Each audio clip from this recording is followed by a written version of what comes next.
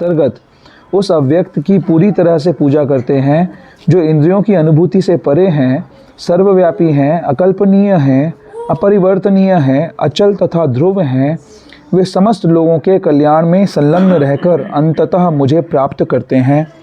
तात्पर्य: जो लोग भगवान कृष्ण की प्रत्यक्ष पूजा न करके अप्रत्यक्ष विधि से उसी उद्देश्य को प्राप्त करने का प्रयत्न करते हैं, वे भी अंततः श्री कृष्ण को प्राप्त होते हैं। अनेक जन्मों के बाद बुद्धिमान व्यक्ति वासुदेव को ही सब कुछ जानते हुए मेरी शरण में आता है। जब मनुष्य को अनेक जन्मों के बाद पूर्ण ज्ञान होता है तो वह कृष्ण की शरण ग्रहण करता है। यदि कोई इस श्लोक में बताई गई विधि से भगवान के पास पहुंचता है तो उसे इंद्रिय निग्रह करना होता है, प्रत्येक प्राणी की सेवा करनी होती है और समस्त जीवों के कल्याण कार्य में रत होना होता है। इसका अर्थ यह हुआ कि मनुष्य को भगवान कृष्ण के पास पहुंचना ही होता है, अन्यथा पूर्ण साक्षात्कार नहीं हो पाता। प्रायः भगवान की शरण में जाने के पूर्व पर्याप्त तपस्या करनी होती है।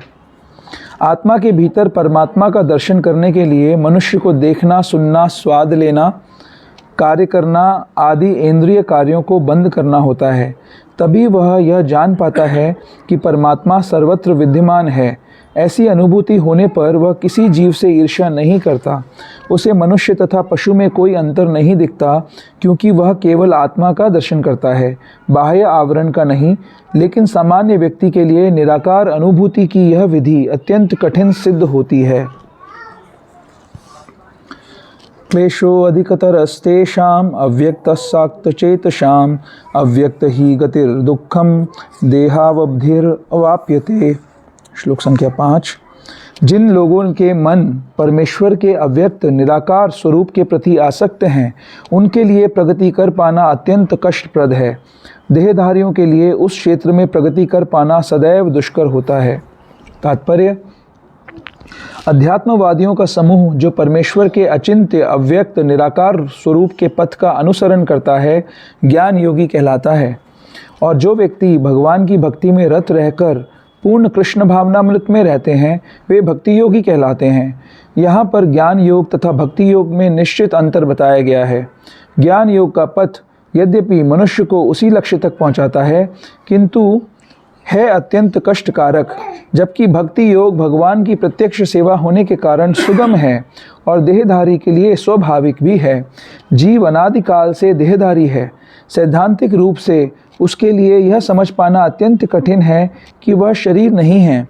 अतएव भक्ति योगी कृष्ण के विग्रह को पूज्य मानता है, क्योंकि उनके मन में कोई ना कोई शारीरिक बोध रहता है जिसे इस रूप में प्रयुक्त किया जा सकता है। निस्संदेह मंदिर में परमेश्वर के स्वरूप की पूजा मूर्ति पूजा नहीं है। वैदिक साहित्य के साक्ष्य मिलता है कि पूजा सगुण तथा निर्गुण हो सकती है। मंदिर में विग्रह पूजा सगुण पूजा है, क्योंकि भगवान को भौतिक गुणों के द्वारा प्रदर्शित किया जाता है। लेकिन भगवान के स्वरूप को चाहे पत्थर, लकड़ी या तैल चित्र जैसे भौतिक गुणों द्वारा क्यों न अभिव्यक्त किया जाए, वह वास्तव में भौतिक नहीं होता। परमेश्वर की यही परम प्रकृति है। यहाँ पर एक मोटा उदाहरण दिया जा सकता है। सड़कों के किनारे पत्र पेटिकाएं होती हैं, जिनमें यदि हम अपने पत्र डाल दें तो वे बिना किसी कठिनाई के अपने गंतव्य स्थान पर पहुंच जाते हैं। लेकिन यदि कोई ऐसी पुरानी पेटिका या उसकी अनुकृति कहीं दिखे जो डाकघर द्वारा स्वीकृत ना हो, तो उससे वही कार्य नहीं हो सकेगा। इसी प्रकार ईश्वर ने विग्रह रूप में, जिसे अर्चा विग्रह कहते हैं, अपना प्रामाणिक स्वरूप बना रखा है। यह अर्चा विग्रह परमेश्वर का अवतार होता है। ईश्वर इसी स्वरूप के माध्यम से सेवा स्वीकार करते हैं। भगवान सर्वशक्तिमान हैं, अतएव वे अर्चा विग्रह के रूपी अपने अवतार से भक्त की सेवाएं स्वीकार कर सकते हैं, जिससे बद्ध जीवन वाले मनुष्य को सुविधा हो। इस प्रकार भक्त को भगवान के पास सीधे और तुरंत ही पहुंचने में कोई कठिनाई नहीं होती। लेकिन जो लोग आध्यात्मिक साक्षात्कार के लिए निराकार विधि का अनुसरण करते हैं, उनके लिए यह मार्ग कठिन है। उन्हें उपनिषदों जैसे वैदिक साहित्य के माध्यम से अव्यक्त स्वरूप को समझना होता है। उन्हें भाषा सीखनी होती है, इंद्रियातीत अनुभूतियों को समझना होता है और इन समस्त विधियों का ध्यान रखना होता है। यह सब एक सामान्य व्यक्ति के लिए सुगम नहीं होता। कृष्ण भावनामृत में भक्तिरत मनुष्य मात्र गुरु के पथ प्रदर्शन द्वारा, मात्र अर्चा विग्रह के नियमित नमस्कार द्वारा, मात्र भगवान की महिमा के श्रवण द्वारा तथा मात्र भगवान पर चढ़ाए गए उच्चिष्ट भोजन को खाने से भगवान को सरलता से समझ लेता है। इसमें तनिक भी संदेह नहीं है कि निर्विशेषवादी व्यर्थ ही कष्टकारक पथ को ग्रहण करते हैं, जिसमें अंततः परम सत्य का साक्षात्कार संदिग्ध बना रहता है। किंतु सगुणवादी बिना किसी संकट, कष्ट या कठिनाई के भगवान के पास सीधे पहुंच जाते हैं। ऐसा ही संदर्भ श्रीमद् भागवत में पाया जाता है। वहाँ यह कहा गया है कि यदि अंततः भगवान की शरण में जाना ही है, इस शरण जाने की क्रिया को भक्ति कहते हैं, तो यदि कोई ब्रह्म क्या है और क्या नहीं है, इसी को समझने का कष्ट आजीवन उठाता रहता है, तो इसका परिणाम अत्यंत कष्टकारक होता है। अतएव यहाँ पर यह उपदेश दिया गया है कि आत्म साक्षात्कार के इस कष्टप्रद मार्ग को ग्रहण नहीं करना चाहिए, क्योंकि अंतिम फल अनिश्चित रहता है। जीव शाश्वत रूप से व्यष्टि आत्मा है, और यदि वह आध्यात्मिक पूर्ण में तदाकार होना चाहता है तो वह अपनी मूल प्रकृति के शाश्वत सत्य तथा ज्ञेय चित्त पक्षों का साक्षात्कार तो कर सकता है, लेकिन आनंदमय अंश की प्राप्ति नहीं हो पाती। ऐसा अध्यात्मवादी जो ज्ञान योग में अत्यंत विद्वान होता है, किसी भक्त के अनुग्रह से भक्ति योग को प्राप्त होता है। उस समय निराकारवाद का दीर्घ अभ्यास कष्ट का कारण बन जाता है, क्योंकि वह उस विचार को त्याग नहीं पाता। अतएव देहधारी जीव अभ्यास के समय या साक्षात्कार के समय अव्यक्त की प्राप्ति में सदैव कठिनाई में पड़ जाता है। प्रत्येक जीव अंशतः स्वतंत्र है, और उसे यह अच्छी तरह समझ लेना चाहिए कि वह अव्यक्त अनुभूति उससे आध्यात्मिक आनंदमय आत्म स्व की प्रकृति के विरुद्ध है। मनुष्य को चाहिए कि इस विधि को ना अपनाए। प्रत्येक जीव के लिए कृष्ण चेतना की विधि श्रेष्ठ मार्ग है, जिसमें भक्ति में पूरी तरह व्यस्त रहना होता है। यदि कोई भक्ति की उपेक्षा करना चाहता है तो नास्तिक होने का संकट रहता है। अतएव अव्यक्त विषयक एकाग्रता की विधि को, जो इंद्रियों की पहुंच के परे है, जैसा कि इस श्लोक में पहले कहा जा चुका है, इस योग में प्रोत्साहन नहीं मिलना चाहिए। भगवान कृष्ण ने इसका उपदेश नहीं दिया। ओम अज्ञानतिमिरान्धस्य ज्ञानाञ्जनशलाकया चक्षुरुन्मीलितं येन तस्मै श्रीगुरुवे नमः। श्रीचैतन्यमनोभीष्टं स्थापितं येन भूतले स्वयं रूप कदा मह्यं ददाति स्वपदान्तिकं। वन्देऽहं श्रीगुरुः श्रीयुतपदकमलं श्रीगुरून् वैष्णवांश्च। श्रीरूपं साग्रजातं सहगण रघुनाथान्वितं तं सजीवं साद्वैतं सावधूतं परिजनसहितं कृष्णचैतन्यदेवं श्रीराधा कृष्णपादान् सहगण ललिता श्रीविशाखान्वितांश्च। हे कृष्ण करुणा सिंधु दीनबंधु जगत्पते गोपेश गोपिका कांत राधा कांत नमोस्तुते। तप्त कांचन गौरांगी राधे वृंदावनेश्वरी वृषभानुसुते देवी प्रणमामि हरिप्रिय। वाञ्छाकल्पतरुभ्यश्च कृपा सिन्धुभ्यैव च पतितानां पावनेभ्यो वैष्णवेभ्यो नमो नमः। जय श्री कृष्ण चैतन्य प्रभु नित्यानंद श्री अद्वैत गदाधर शिवासादि गौर भक्तवृंद। हरे कृष्णा कृष्णा कृष्णा हरे हरे, हरे राम राम राम हरे हरे।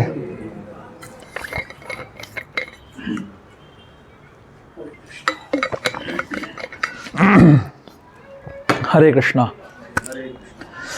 तो सबका पुनः स्वागत है। 12वें अध्याय में आगे बढ़ रहे हैं हम लोग धीरे धीरे। तो सभी के लिए थोड़ी सी भूमिका कि पहले अभी तक हमने क्या पढ़ा, हम कहाँ पे पहुँच पाए हैं। तो गीता का कॉन्टेक्स्ट क्या है कि महाभारत का युद्ध शुरू हो रहा है और पांडवों की और कौरवों की सेनाएं आमने सामने लड़ाई के लिए तैयार हैं। शंख बज चुके हैं, सब तैयार हैं। और पांडवों की तरफ से जो मुख्य हीरो है वो है अर्जुन, राइट। और अर्जुन के सारथी हैं कृष्ण। तो अर्जुन कृष्ण को रिक्वेस्ट करते हैं कि मेरा रथ मध्य में ले जाइए, युद्ध भूमि के मध्य में ले जाइए, जहाँ पर मैं देखना चाहता हूँ कि युद्ध की इच्छा से कौन कौन लोग यहाँ पर आए हुए हैं। तो भगवान उनकी आज्ञा का पालन करते हैं, बीच में ले जाते हैं और वहाँ पर वो अपने प्रियजनों को देखते हैं। वो देखते हैं कि उनके पितामह हैं, गुरुजन हैं, उनके पुत्र हैं, पौत्र हैं, जिन लोगों के संग में पूरा जीवन बिताया है वो वहाँ पर हैं। इस समय उनकी अवस्था करीब 100 वर्ष की है, अर्जुन की और कृष्ण की। तो पिछला 100 वर्ष का जीवन इन सब लोगों के साथ बिताया है और बहुत कुछ सुख दुख आपस में बांटा है। तो अपने प्रियजनों को देखकर उनके हृदय में ये भाव आता है कि मैं किस कारण से यहाँ पर आ गया। इनको मार कर मैं अपने पितामह को मारूंगा, द्रोणाचार्य को मारूंगा, गुरु को मारूंगा, तो मुझे क्या मिलेगा? मुझे एक राज्य की प्राप्ति होगी। तो इस भौतिक लाभ के लिए क्या ये करना उचित है? तो भगवान के सामने कई सारे ऐसे कारण रखते हैं कि उन्हें वो युद्ध क्यों नहीं करना चाहिए। कई सारी बातें बताते हैं कि अगर हम अपने कुल के बड़ों को मारेंगे तो हमारी कुल परंपराएं नष्ट हो जाएंगी। कुल परंपराएं नष्ट होंगी तो हमारे परिवार में अधर्म आ जाएगा। अधर्म आने से हमारे घर की स्त्रियां दूषित हो जाएंगी, वर्ण संकर संतान उत्पन्न होगी, सारे के सारे जो लोक कल्याण के कार्य हैं वो बंद हो जाएंगे और इस प्रकार से इस सब चीज़ों का कारण मैं बनूंगा। तो इसकी अपेक्षा, इन सब का वध करने की अपेक्षा और इस राज्य को जीतने के लिए उनको मारने की अपेक्षा अच्छा ये होगा कि मैं जंगल में चला जाता हूँ। मैंने अभी 12 वर्ष का वनवास और 1 वर्ष का अज्ञातवास तो ऑलरेडी सहन किया है, तो मैं आदी हूँ जंगल में रहने का। मैं जंगल में चला जाता हूँ, वहाँ पे भिक्षा मांगकर अपना कार्य करूँगा, अपना जीवन यापन करूँगा। इस प्रकार का पूरा ज्ञान गीता शुरू होने से पहले अर्जुन ही कृष्ण को दे देते हैं, समझा देते हैं कि देखो जी मेरे को युद्ध नहीं करना। लेकिन फिर भी कंफ्यूज रहते हैं और फिर भगवान की शरणागति लेते हैं। बोलते हैं शिष्यस्ते हम शादिमाम त्वाम प्रपन्नम, हे भगवान मुझे समझ नहीं आ रहा कि मुझे क्या करना चाहिए क्या नहीं करना चाहिए, मैं आपकी शरण ले रहा हूँ, कृपया मेरा मार्गदर्शन करिए। अभी तक भगवान क्या बने हुए हैं? सारथी, है ना। अर्जुन पैरों से इशारा कर रहे हैं, जिधर जाना है उधर जा रहे हैं, बात कर रहे हैं, सारथी की तरह व्यवहार कर रहे हैं। लेकिन अब अर्जुन के कहने पर भगवान गुरु की भूमिका ले रहे हैं। गुरु की भूमिका स्वीकार करते ही अर्जुन की डांट लगाते हैं भगवान। बोलते हैं अर्जुन आप इतनी पांडित्यपूर्ण बातें कर रहे हो लेकिन आपको ज्ञान नहीं है, आपको पता नहीं है किस चीज़ के लिए शोक करना चाहिए, किस चीज़ के लिए शोक नहीं करना चाहिए। और फिर भगवान गीता का उपदेश शुरू करते हैं जो कि 2nd चैप्टर के अंदर शुरू होता है। तो भगवान बोलते हैं सबसे पहले शरीर और आत्मा का फर्क बताते हैं। अब यहाँ पर एक पॉइंट नोट करने वाली है कि अर्जुन का प्रेमाइस क्या है। अर्जुन का सारा थिंकिंग इस बात पे है कि मुझे किस में आनंद आएगा, मुझे किस में फ़ायदा मिलेगा। दुनिया में हर आदमी ऐसे ही सोचता है कि मुझे किस में फ़ायदा मिलेगा। अर्जुन भी ऐसे ही सोच रहे हैं मुझे किस में फ़ायदा मिलेगा। उनको अभी लग रहा है इस पॉइंट पे कि मुझे फ़ायदा मिलेगा जंगल में जाकर भिक्षा मांगने में, अगर मैं इनको मारूंगा, युद्ध करूंगा तो मुझे ज़्यादा कष्ट होगा। भगवान को गुरु बनाया है तो अब भगवान उनको शिक्षा दे रहे हैं कि कैसे उनको सोचना चाहिए। तो सबसे पहले भगवान उनको शरीर और आत्मा का भेद बताते हैं। वो बोलते हैं कि ये शरीर जो है ये तो मरेगा ही मरेगा, इसको बचाया नहीं जा सकता, लेकिन इसके अंदर जो रहने वाली व्यष्टि आत्मा है उसको कोई मार नहीं सकता। तो इसलिए तुम्हारे दुख करने का कोई कारण नहीं है। अगर तुम इन शरीरों के लिए दुख कर रहे हो तो तुम मारो या ना मारो ये तो मरेंगे, और अगर तुम आत्मा के लिए दुख कर रहे हो तो आत्मा कभी नहीं मरेगी। तो इसलिए तुम्हें पता नहीं है कि किस चीज़ के लिए दुख करना चाहिए, किस चीज़ के लिए दुख नहीं करना चाहिए। ये पहला संदेश भगवान 10 श्लोकों के अंदर 2 अध्याय के अंदर अर्जुन को समझाते हैं। फिर उसके बाद अभी हम जैसे 12वां अध्याय डिस्कस कर रहे हैं, 2 अध्याय से लेकर 12वें अध्याय तक बहुत बृहद चर्चा होती है। हम बात करते हैं आत्म साक्षात्कार की। आत्म साक्षात्कार क्या होता है, कोई बता सकता है? अपने आप को पहचानना। अपने आप को पहचानना, जैसे मान लीजिए अभी अगर आपका नाम शमी भरद्वाज है तो आप ये कह सकते हैं कि मेरी पहचान शमी भरद्वाज है, मैं फला मेरी एजुकेशन है और मैं यहाँ से बिलोंग करता हूँ, ये मेरा जन्म हुआ है यहाँ पर, अभी मैं रिटायर होऊंगा। ये सारी आपकी पहचान आप बता सकते हैं। क्या ये आत्म साक्षात्कार है? क्यों नहीं है? क्यों नहीं है? तो मेरा भौतिक वो है, ये भौतिक परिचय है। ये परिचय बदल जाएगा, ये परिचय सेम नहीं रहेगा। आज अगर आपकी अवस्था अभी 60 साल की मान लीजिए है, अगर होती तो अगर मैं पूछूं 100 साल पहले आप क्या थे, क्या आप शमी भरद्वाज थे, तो वो पहचान आपकी नहीं थी, और अब से 200 साल बाद आपकी ये पहचान नहीं रहेगी। तो ये पहचान हमारी सही पहचान नहीं है। तो आत्म साक्षात्कार की जब हम बात करते हैं तो आत्म साक्षात्कार में आ जाता है पहले हम कौन हैं, और साथ साथ में आ जाता है कि हमारा सोर्स क्या है, हम कहाँ से आए हैं, हम कहाँ बिलोंग करते हैं, ये सारी बातें आ जाती हैं। तो भगवान इन्हीं बातों को इलेबोरेट कर रहे हैं, समझा रहे हैं। सबसे पहले बताते हैं कि हम आत्मा हैं, हम शरीर नहीं हैं। फिर ये बताते हैं कि हम सभी लोग जो हैं भगवान के ही अंश हैं। भगवान बोलते हैं अहम बीज प्रदा पिता, मैं सबका बीज प्रदान करने वाला पिता हूँ। ममैव वांशो जीवलोके जीव भूत सनातना, मैं सारे के सारे जीव मेरे ही अंश हैं, सबको मैंने बनाया है। तो इस प्रकार से भगवान अर्जुन को 12वें अध्याय तक लाते लाते ये सारी बातें बता चुके हैं, सब कुछ बता चुके हैं। तो वो क्या स्टैब्लिश करते हैं? अर्जुन का प्रेमाइस था कि मेरे को क्या अच्छा लगेगा वो मुझे करना है। भगवान बता रहे हैं कि अर्जुन तुम मेरे हो, मैंने तुमको बनाया है। वेद शास्त्रों के अंदर एक श्लोक आता है, सुन लो भाई। उसको छोड़ दो, बांधो मत रहिए। हाँ, उसको खेलने दो, अपने आप वो मस्त रहेगा, उसको चिंता मत। तो एक वेद वाक्य है जिसमें कहा गया, भगवान कह रहे हैं एको हम बहुश्याम, मैं एक था, मैंने अपना विस्तार किया अपने आनंद के लिए। तो भगवान ने सारे जीवों की रचना करी है अपने आनंद के लिए। अर्जुन का क्या प्रेमाइस है कि मैं चाहता हूं कि मुझे किस चीज़ में आनंद मिलेगा, किस चीज़ में आनंद नहीं मिलेगा। भगवान 12वें अध्याय तक आते आते ये इस्टेब्लिश कर चुके हैं कि जो जीव हैं, हम सभी जो जीव हैं वो भगवान के अंश हैं और हम सबको भगवान के लिए ही कार्य करना चाहिए। तो इससे पहले 12वें अध्याय के पहले 11वें अध्याय के अंदर अर्जुन के ही कहने पर भगवान अपना विश्व रूप का दर्शन कराते हैं, जिसमें एक ही रूप के अंदर उनको अनंत रूपों का दर्शन होता है। हर जगह भगवान कैसे उपस्थित हैं इस चीज़ का दर्शन होता है। तो इसको देखने के बाद इस रूप को जिसने भी देखा वो भय से भर गया, उसके अंदर बड़ा रिस्पेक्ट का भाव आ गया, बड़ा आदर का भाव आ गया।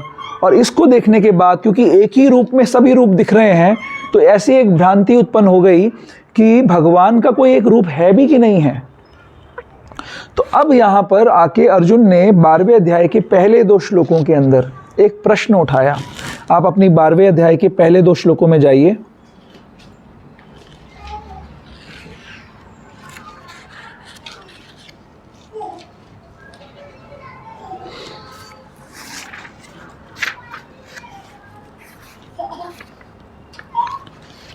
हाँ, ये कह रहे हैं, अर्जुन ने पूछा जो आपकी सेवा में सदैव तत्पर रहते हैं या जो अव्यक्त निर्विशेष ब्रह्म की पूजा करते हैं, इन दोनों में से किसे अधिक पूर्ण सिद्ध माना जाए।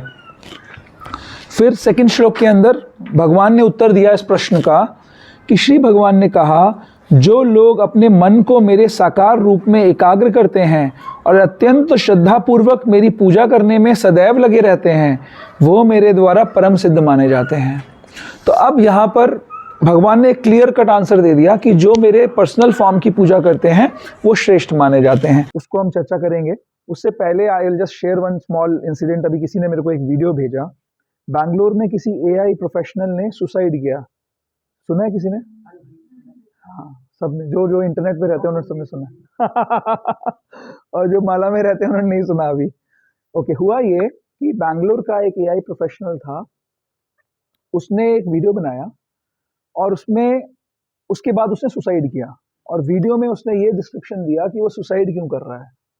तो उसने बताया कि कैसे उसका डिवोर्स का केस चल रहा था, उसकी वाइफ कैसे उसको परेशान कर रही है, वाइफ के फैमिली मेम्बर्स कैसे परेशान कर रहे हैं, और पूरे जीवन में उसने क्या क्या कष्ट झेला, मतलब इधर में कितने ऐसे एपिसोड हुए। और उसने पूरा अपना हमारा जो सिस्टम है, जुडिशरी सिस्टम है, उसके बारे में बताया कि कैसे जो जुडिशियल सिस्टम है वो एक्सप्लॉइट कर रहा है लोगों को, कैसे जो जज है वो घूस मांग रही थी उस व्यक्ति से और वो घूस देने के लिए सक्षम नहीं है। बैंगलोर में रहता था, वो केस कहीं यूपी में कहीं चल रहा था, जौनपुर में चल रहा था। 40 बार वो पिछले 2 सालों के अंदर बार बार बैंगलोर गया, उस केस को, बैंगलोर से जौनपुर गया उस केस को लड़ने के लिए। और हर बार उसको हरे कृष्णा, कम कम कम कम, हर बार उसको, हरे कृष्णा देवी, परेशान करते थे वो लोग, बुलाते थे, डेट्स एक्सटेंड हो जाती थी ना। हरे कृष्णा, आइए प्रभु आइए। हर बार वो लोग आते थे, डेट्स एक्सटेंड हो जाती थी उसके जो उसकी वाइफ के जो माता थी, उनका जो साला था, वो उनको कैसे पैसा एक्सटॉर्ट करने की कोशिश कर रहे थे। पहले पैसा मांगा, फिर 50 लाख रुपए मांगा कि हमको दुकान खरीदनी है, घर खरीदने है, आप दे दो हमको। वो जब नहीं दिया तो वो वाइफ घर चली गई। अलग अलग तरीके से उसने पूरी अपनी कहानी बताई। कुल मिला के उसने ये बताया कि कितना वो दुख में था, और वो हर जगह उसने, और वो एक लॉ अबाइडिंग सिटीजन है, उसने बहुत प्रयास किया कि वो सीधे रास्ते से जस्टिस को प्राप्त कर सके। उसने इस चीज का बहुत प्रयास किया।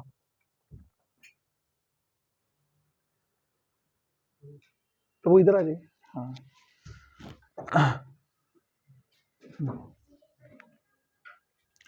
कैसे वो जस्टिस को प्राप्त करे। लेकिन सब कुछ करने के बाद तो उसका दो उद्देश्य थे इसको दिखाने के लिए कि वो कितना वो जस्टिफाइड है ये सुसाइड करने के लिए, और कितना कष्ट है, और इस संसार में जस्टिस नहीं मिल सकता।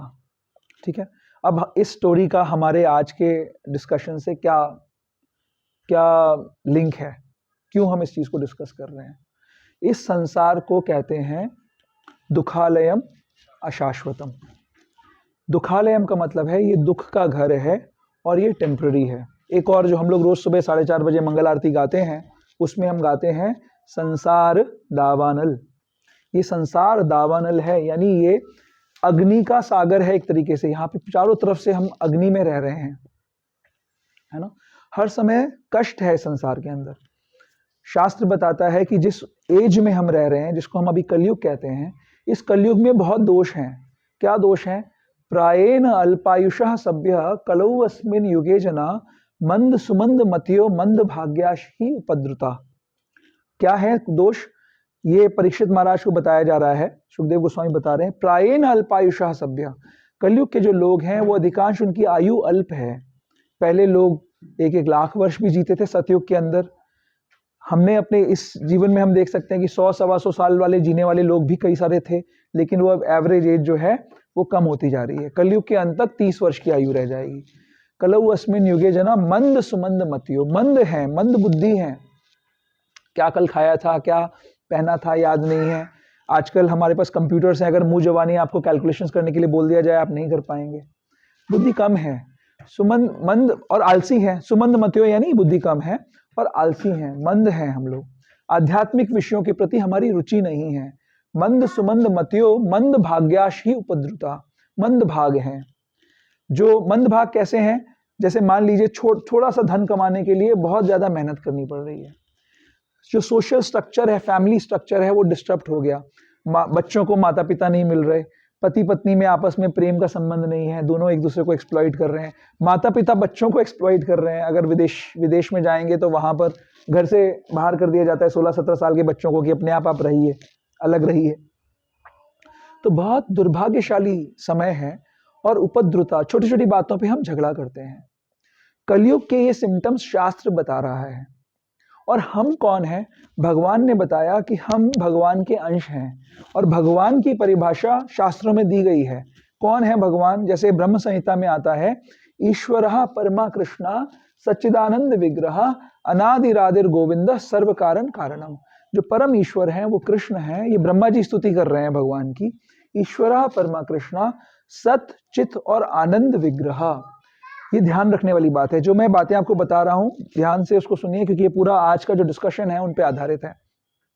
भगवान कौन है? सत चित और आनंद स्वरूप हैं।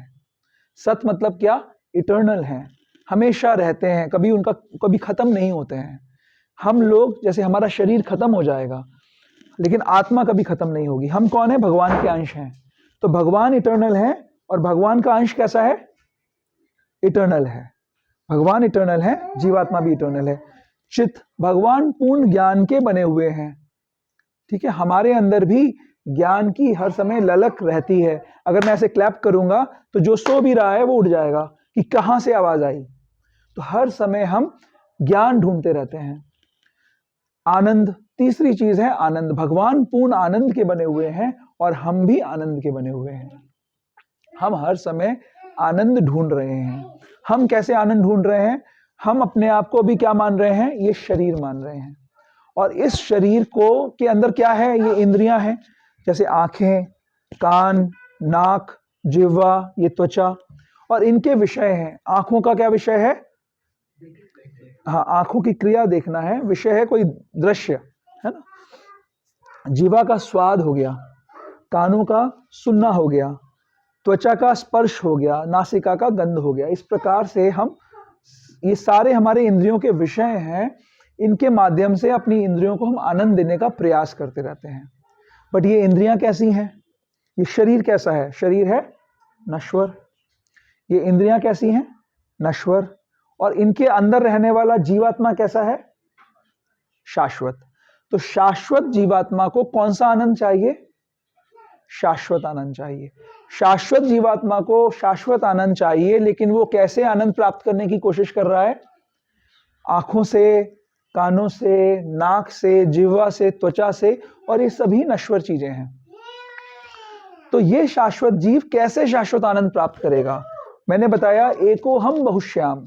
भगवान ने अपना विस्तार किया, तो कहां पे किया भगवान ने विस्तार? कहां रहते हैं भगवान? हरे कृष्णा, कम कम। हर जगह रहते हैं, ये तो सही है, हर जगह रहते हैं, लेकिन जहां पर वो स्वयं प्रेजेंट रहते हैं वहां पर उन्होंने अपना विस्तार किया। और उस विस्तार के साथ में वहां पर जो जीवों का विस्तार हुआ, तो वो सारे जीव कैसे थे? शाश्वत जीव थे।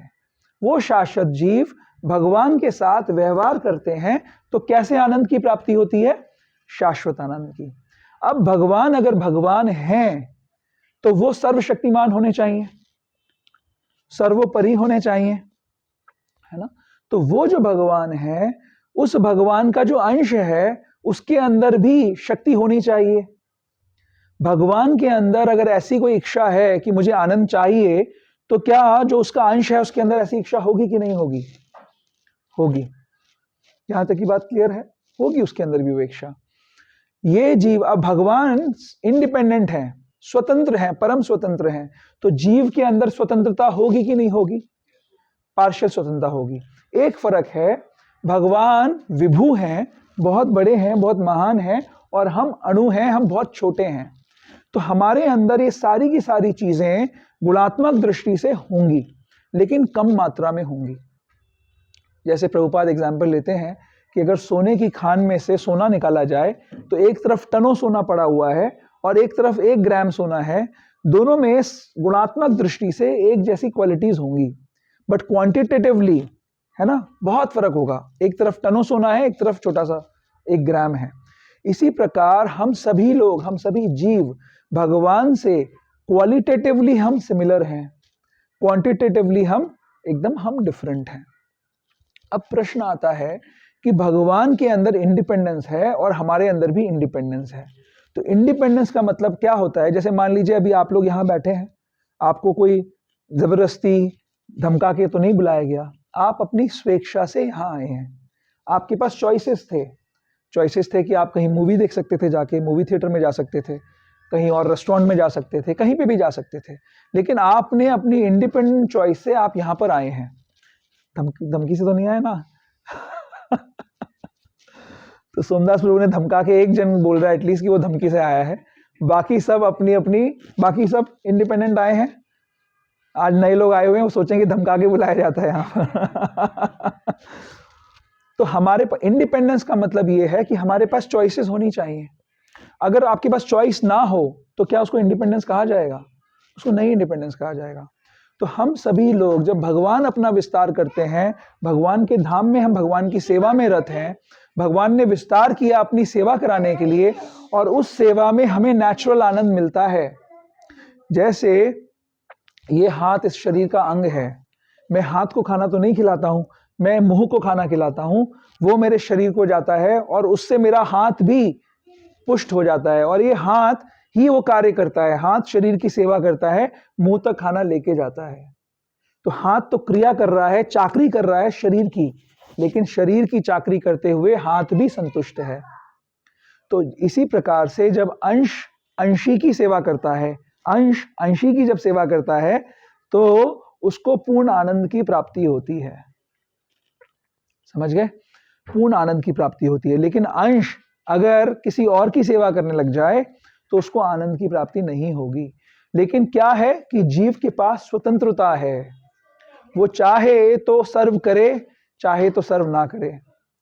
हाथ ये प्रयास कर सकता है कि मैं मुंह को खाना नहीं दूंगा, मैं खुद हाथ में खाना मसलूंगा, खाऊंगा, कोशिश करूंगा, लेकिन संभव नहीं है, हाथ गिर जाएगा, संभव नहीं है।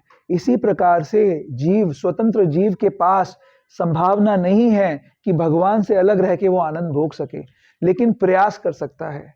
और जब ऐसा प्रयास वो करता है तो इस संसार में उसको आना पड़ता है। तो इस संसार में कौन लोग आ रहे हैं जो अपनी नेचुरल जो उनका कार्य है उसको वो नहीं करना चाहते। हम सब कहाँ आए हैं? हम इस संसार रूपी जेल के अंदर बैठे हुए हैं। क्या कहते हैं इस जेल को? इस जेल को दुर्ग कहते हैं, जिसकी अधिष्ठात्री है दुर्गा, है ना। दुर्गा का काम क्या है? दुर्गा के हाथ में है वो त्रिशूल जो 3 तरीके के ताप उन सभी जीवों को देती हैं जो अपना काम नहीं करना चाहते। आदि दैविक, आदि आत्मिक, आदि भौतिक, 3 प्रकार के कष्ट हैं। आदि भौतिक कष्ट कैसे होते हैं? जो हमें दूसरों से प्राप्त होते हैं, है ना। किसी ने किसी के साथ झगड़ा किया, किसी ने किसी को मच्छर ने काट लिया, इस प्रकार से दूसरे जीवों से जो प्राप्त होते हैं। आदि आत्मिक कष्ट कौन से होते हैं? जो हमें अपने आप से प्राप्त होते हैं, अपने मन से प्राप्त होते हैं, अपने शरीर से प्राप्त होते हैं। और आदि दैविक कष्ट कौन से होते हैं? जो ऊपरी शक्तियां जो हमें कष्ट देती हैं, जो हमसे ज्यादा स्ट्रांग जीव हैं वो हमें कष्ट देते हैं। जैसे बाढ़ आ जाती है, कभी सूखा पड़ जाता है, कभी ठंड ज्यादा लगती है, कभी गर्मी ज्यादा लगती है। ये सारे आदि आदि दैविक कष्ट हैं। तो दुर्गा जी का जो त्रिशूल है वो इस संसार के सभी जीवों को इन 3 प्रकार के तापों से प्रताड़ित करता है, किसी एक उद्देश्य के कारण। बहुत इंपॉर्टेंट है इसको समझना। तो भगवान ने अपना विस्तार किया, समरी कर रहा हूं फिर से, अपना विस्तार किया अपने ही आनंद का वर्धन करने के लिए। कुछ नालायक जीव, यानी कि कौन? हम लोग भगवान से विद्रोह कर कर इस संसार में आ गए कि हम भगवान की सेवा नहीं करेंगे। जैसे कोई हाथ ये कहे कि मैं खुद खाना खाऊंगा, मैं मुंह को खाना नहीं दूंगा। तो भगवान ने इस जेल की रचना करी जिसको हम संसार कहते हैं, जहां पर ये त्रिताप हैं, इसीलिए ये दावानल है, इसीलिए ये दुखालयम है, इसीलिए ये अशाश्वतम है। यहाँ पर कोई शाश्वत आनंद नहीं मिल सकता। लेकिन भगवान ने यहाँ पर एक कोड ऑफ कंडक्ट भी दिया। अगर आपका बच्चा, अभी गोविंदा और राम शैतानी कर रहे थे, तो आप क्या करोगे? उनको बोलेंगे तुम पंखे से तुमको हमेशा के लिए लटका देंगे हम उल्टा? ऐसा तो नहीं करोगे। उसको कभी हो सकता है डांटो, थोड़ा एक बार कभी चांटा भी लगा दो, ऐसा एक बार कर सकते हो, थोड़ा देर के लिए करोगे। बट किस उद्देश्य से करोगे? कि उसको सुधार कर उसको सही रास्ते चलाना है। हम अपने बच्चों को ऐसे ही ट्रीट करते हैं ना, कभी उनको हमेशा के लिए नहीं। जैसे कुछ फिलॉसफीज कहती हैं कि you will burn in hell for ever. अगर आपने हमारी फिलॉसफी को नहीं माना, अगर अब आप हमारे पंथ में नहीं आए, तो you will be burn in hell for ever. But भगवान जो दयालु भगवान है वो ऐसा कभी नहीं करता, वो हमें बार बार चांस देता है। तो भगवान ने एक कोड ऑफ कंडक्ट बनाया जिसको हम कहते हैं धर्म। ठीक है, कोड ऑफ कंडक्ट को कहते हैं धर्म, और अगर विस्तार करें तो वर्णाश्रम धर्म।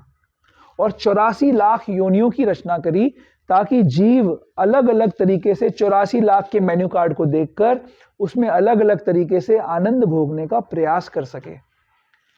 क्या इच्छा लेके आया जीव कि मैं भगवान की सेवा नहीं करूंगा, मैं अलग से आनंद भोगूंगा? तो उसको 84 लाख ऑप्शन दे दिए कि कैसे कैसे आप आनंद भोग सकते हो। लेकिन साथ में दुर्गा जी का त्रिशूल भी दे दिया कि इनको कष्ट मिलना चाहिए ताकि ये अपनी नेचुरल पोजीशन में वापस आ सके। ठीक है, अब ये जो कोड ऑफ कंडक्ट दिया, इसका एक पर्पस दिया। क्या पर्पस है कोड ऑफ कंडक्ट का? अभी जो मैंने बताया, क्या पर्पस है? कौन बता सकता है? वापस जाने का। शास्त्र कहता है धर्मः सुनिष्ठितः पुंसाम विश्वक्सेन कथासुयम ना उत्पादयेत यदि रतिम श्रम एव ही केवलम। क्या मतलब है इसका? धर्म का जो पालन है, जैसे हमें बुक डिस्ट्रीब्यूशन में हम जब जाते हैं तो कई सारे लोग मिलते हैं, वो बोलते हैं, अभी कल ही मुझे एक सज्जन मिले, वो बोले जी अभी मेरी आयु नहीं है ये सब करने की। 50 ईयर्स के थे वो, बोले मेरी आयु नहीं है अभी ये सब करने की, जब मेरी ये आयु आएगी तब मैं देखूंगा बुक्स के बारे में, अभी आप मुझे बुक्स मत दिखाओ। कई सारे यंगस्टर्स मिलते हैं, हाँ यंगस्टर्स मिलते हैं, कॉलेज गोइंग स्टूडेंट्स मिलते हैं, बोलते हैं अभी हमारा टाइम नहीं है ये सब करने का, हमें ये सब अभी करने की आवश्यकता नहीं है। लेकिन साथ में एक और बात भी बोलते हैं, ये बोलते हैं कि हम अपनी ड्यूटीज को अच्छे से पालन कर रहे हैं, अभी मेरा समय है कि मैं अपने पत्नी बच्चे उनका भरण पोषण करूं, उनका ध्यान रखूं, अपने बूढ़े माता पिता की सेवा करूं, अभी मुझे भगवान से कोई लेना देना नहीं है। क्या दोष है इस बात में? माता पिता की सेवा करना, अपने परिवार का पोषण करना, पालन करना तो सही चीज है, बट क्या दोष है इसमें? हाँ हाँ कब चले जाना ये पता नहीं है।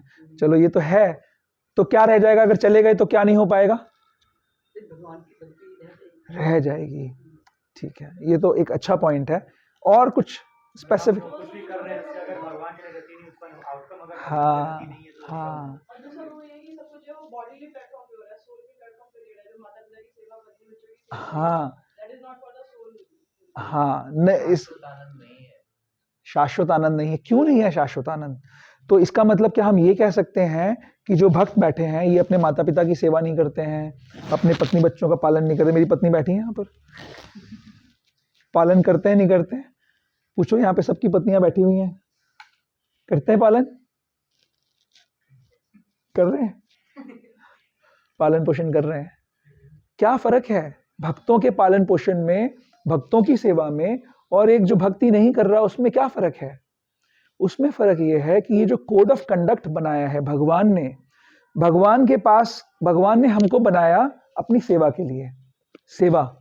सेवा प्रेम का लक्षण है। अगर हम प्रेम करते हैं तो उसका लक्षण सेवा है, अदरवाइज प्रेम का कोई मतलब नहीं है, वो सिर्फ लिप सर्विस है। अगर हम किसी से प्रेम करते हैं तो हमें उसकी सेवा करनी चाहिए। अब हम भगवान से क्योंकि प्रेम नहीं कर रहे, उस समय उनकी सेवा नहीं करना चाहते, इसका मतलब उनसे प्रेम नहीं कर रहे। तो भगवान ने इस संसार में भेजा। 84 लाख योनियां मैंने बताई, राइट? कितनी ऐसी योनियां हैं जहां पे पत्नी बच्चे माता पिता की सेवा करी जाती है? कितनी ऐसी योनियां हैं? एक है, मनुष्य योनि है। पशु योनियों में नहीं है नियम ये। उनके माता पिता होते हैं, उनके भी पत्नी बच्चे होते हैं, मतलब बच्चे पैदा तो करते ही हैं, तो वो लोग का ये नियम नहीं है।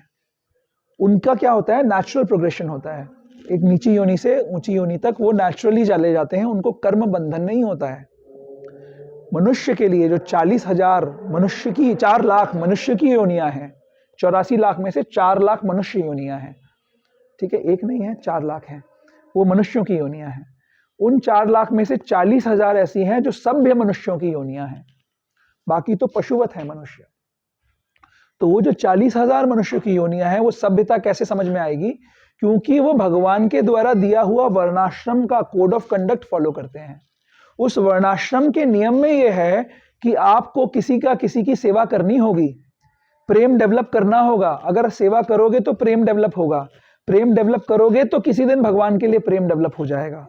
तो ये प्रैक्टिस ग्राउंड है, फाइनल मैच बाद में, अभी प्रैक्टिस ग्राउंड है।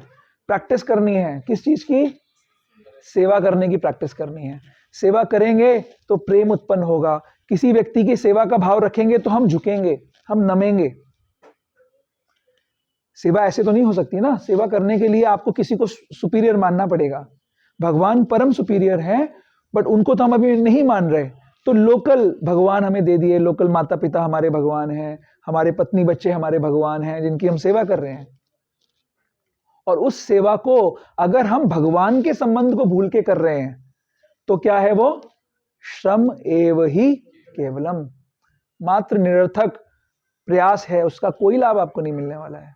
लेकिन अगर भगवान के कनेक्शन को समझते हुए अगर हम सेवा कर रहे हैं, ये समझ रहे हैं कि ये माता पिता मेरे को भगवान ने दिए, मेरे को ट्रस्टी बनाया है इनका, तो अब मुझे इनकी सेवा करनी है क्योंकि भगवान प्रसन्न होंगे, तो ऐसा भक्त उत्तम सेवा करता है।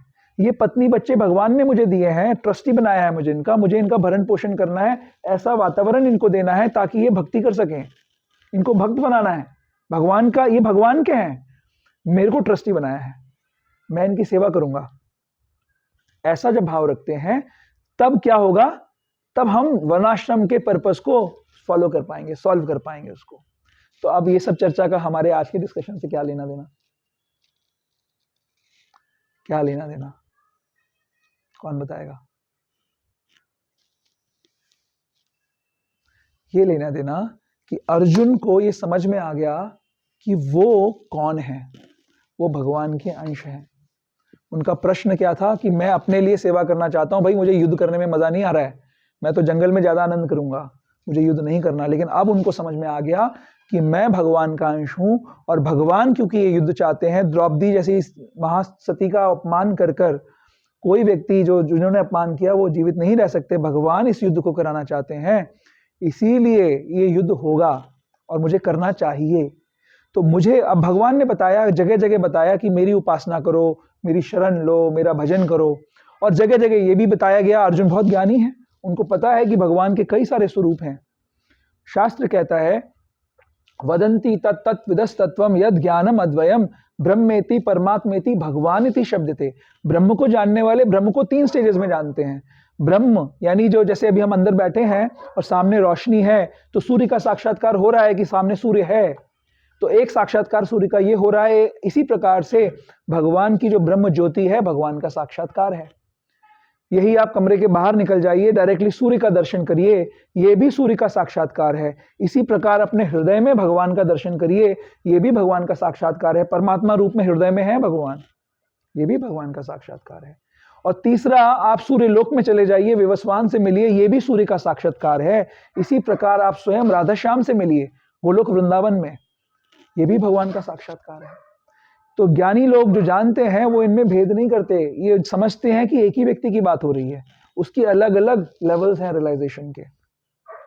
अर्जुन ये जानते हैं और अर्जुन बोल रहे हैं कि भाई मेरा टाइम लिमिटेड है संसार में। अर्जुन द्वापर के अंत में आए थे तो उनकी आयु 125 वर्ष की थी जब वो गए। हम लोग कलयुगी जीव कितना सोच सकते हैं?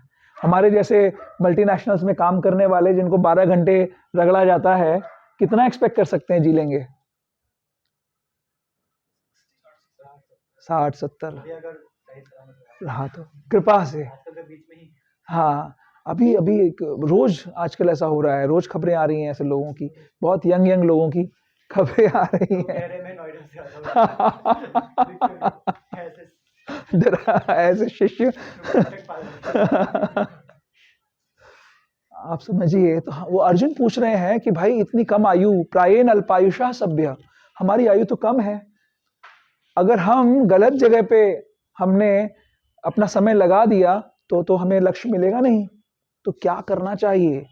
तो अर्जुन ये प्रश्न उठा रहे हैं कि निराकार अव्यक्त ब्रह्म की सेवा करें या फिर भगवान की सेवा करें। अब थोड़ा सा हम चर्चा करते हैं, ऑलरेडी 1 बज गया, हम थोड़ा चर्चा करते हैं कि ये निराकार ब्रह्म है क्या।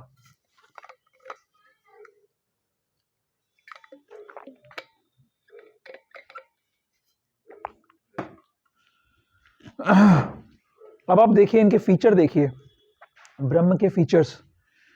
लड़की देखने जाते हैं ना तो, या लड़का देखने जाते हैं तो उसके फीचर्स देखे जाते हैं, सुंदरता कैसी है, शक्ल कैसी है, फोटो कैसी है, फीचर्स। अब आप ब्रह्म के फीचर्स देखिए, फिर आप बताइएगा कितना प्रेम। लड़की के फीचर्स अच्छे हो तो तुरंत डन हो जाता मामला, है कि नहीं? या लड़कियों के फीचर्स अच्छे हो जिनको भी नहीं हुई है, वैसे दाढ़ी वाड़ी बढ़ा के रखे तो आजकल नहीं पसंद करते लोग, ध्यान रखना पड़ता है।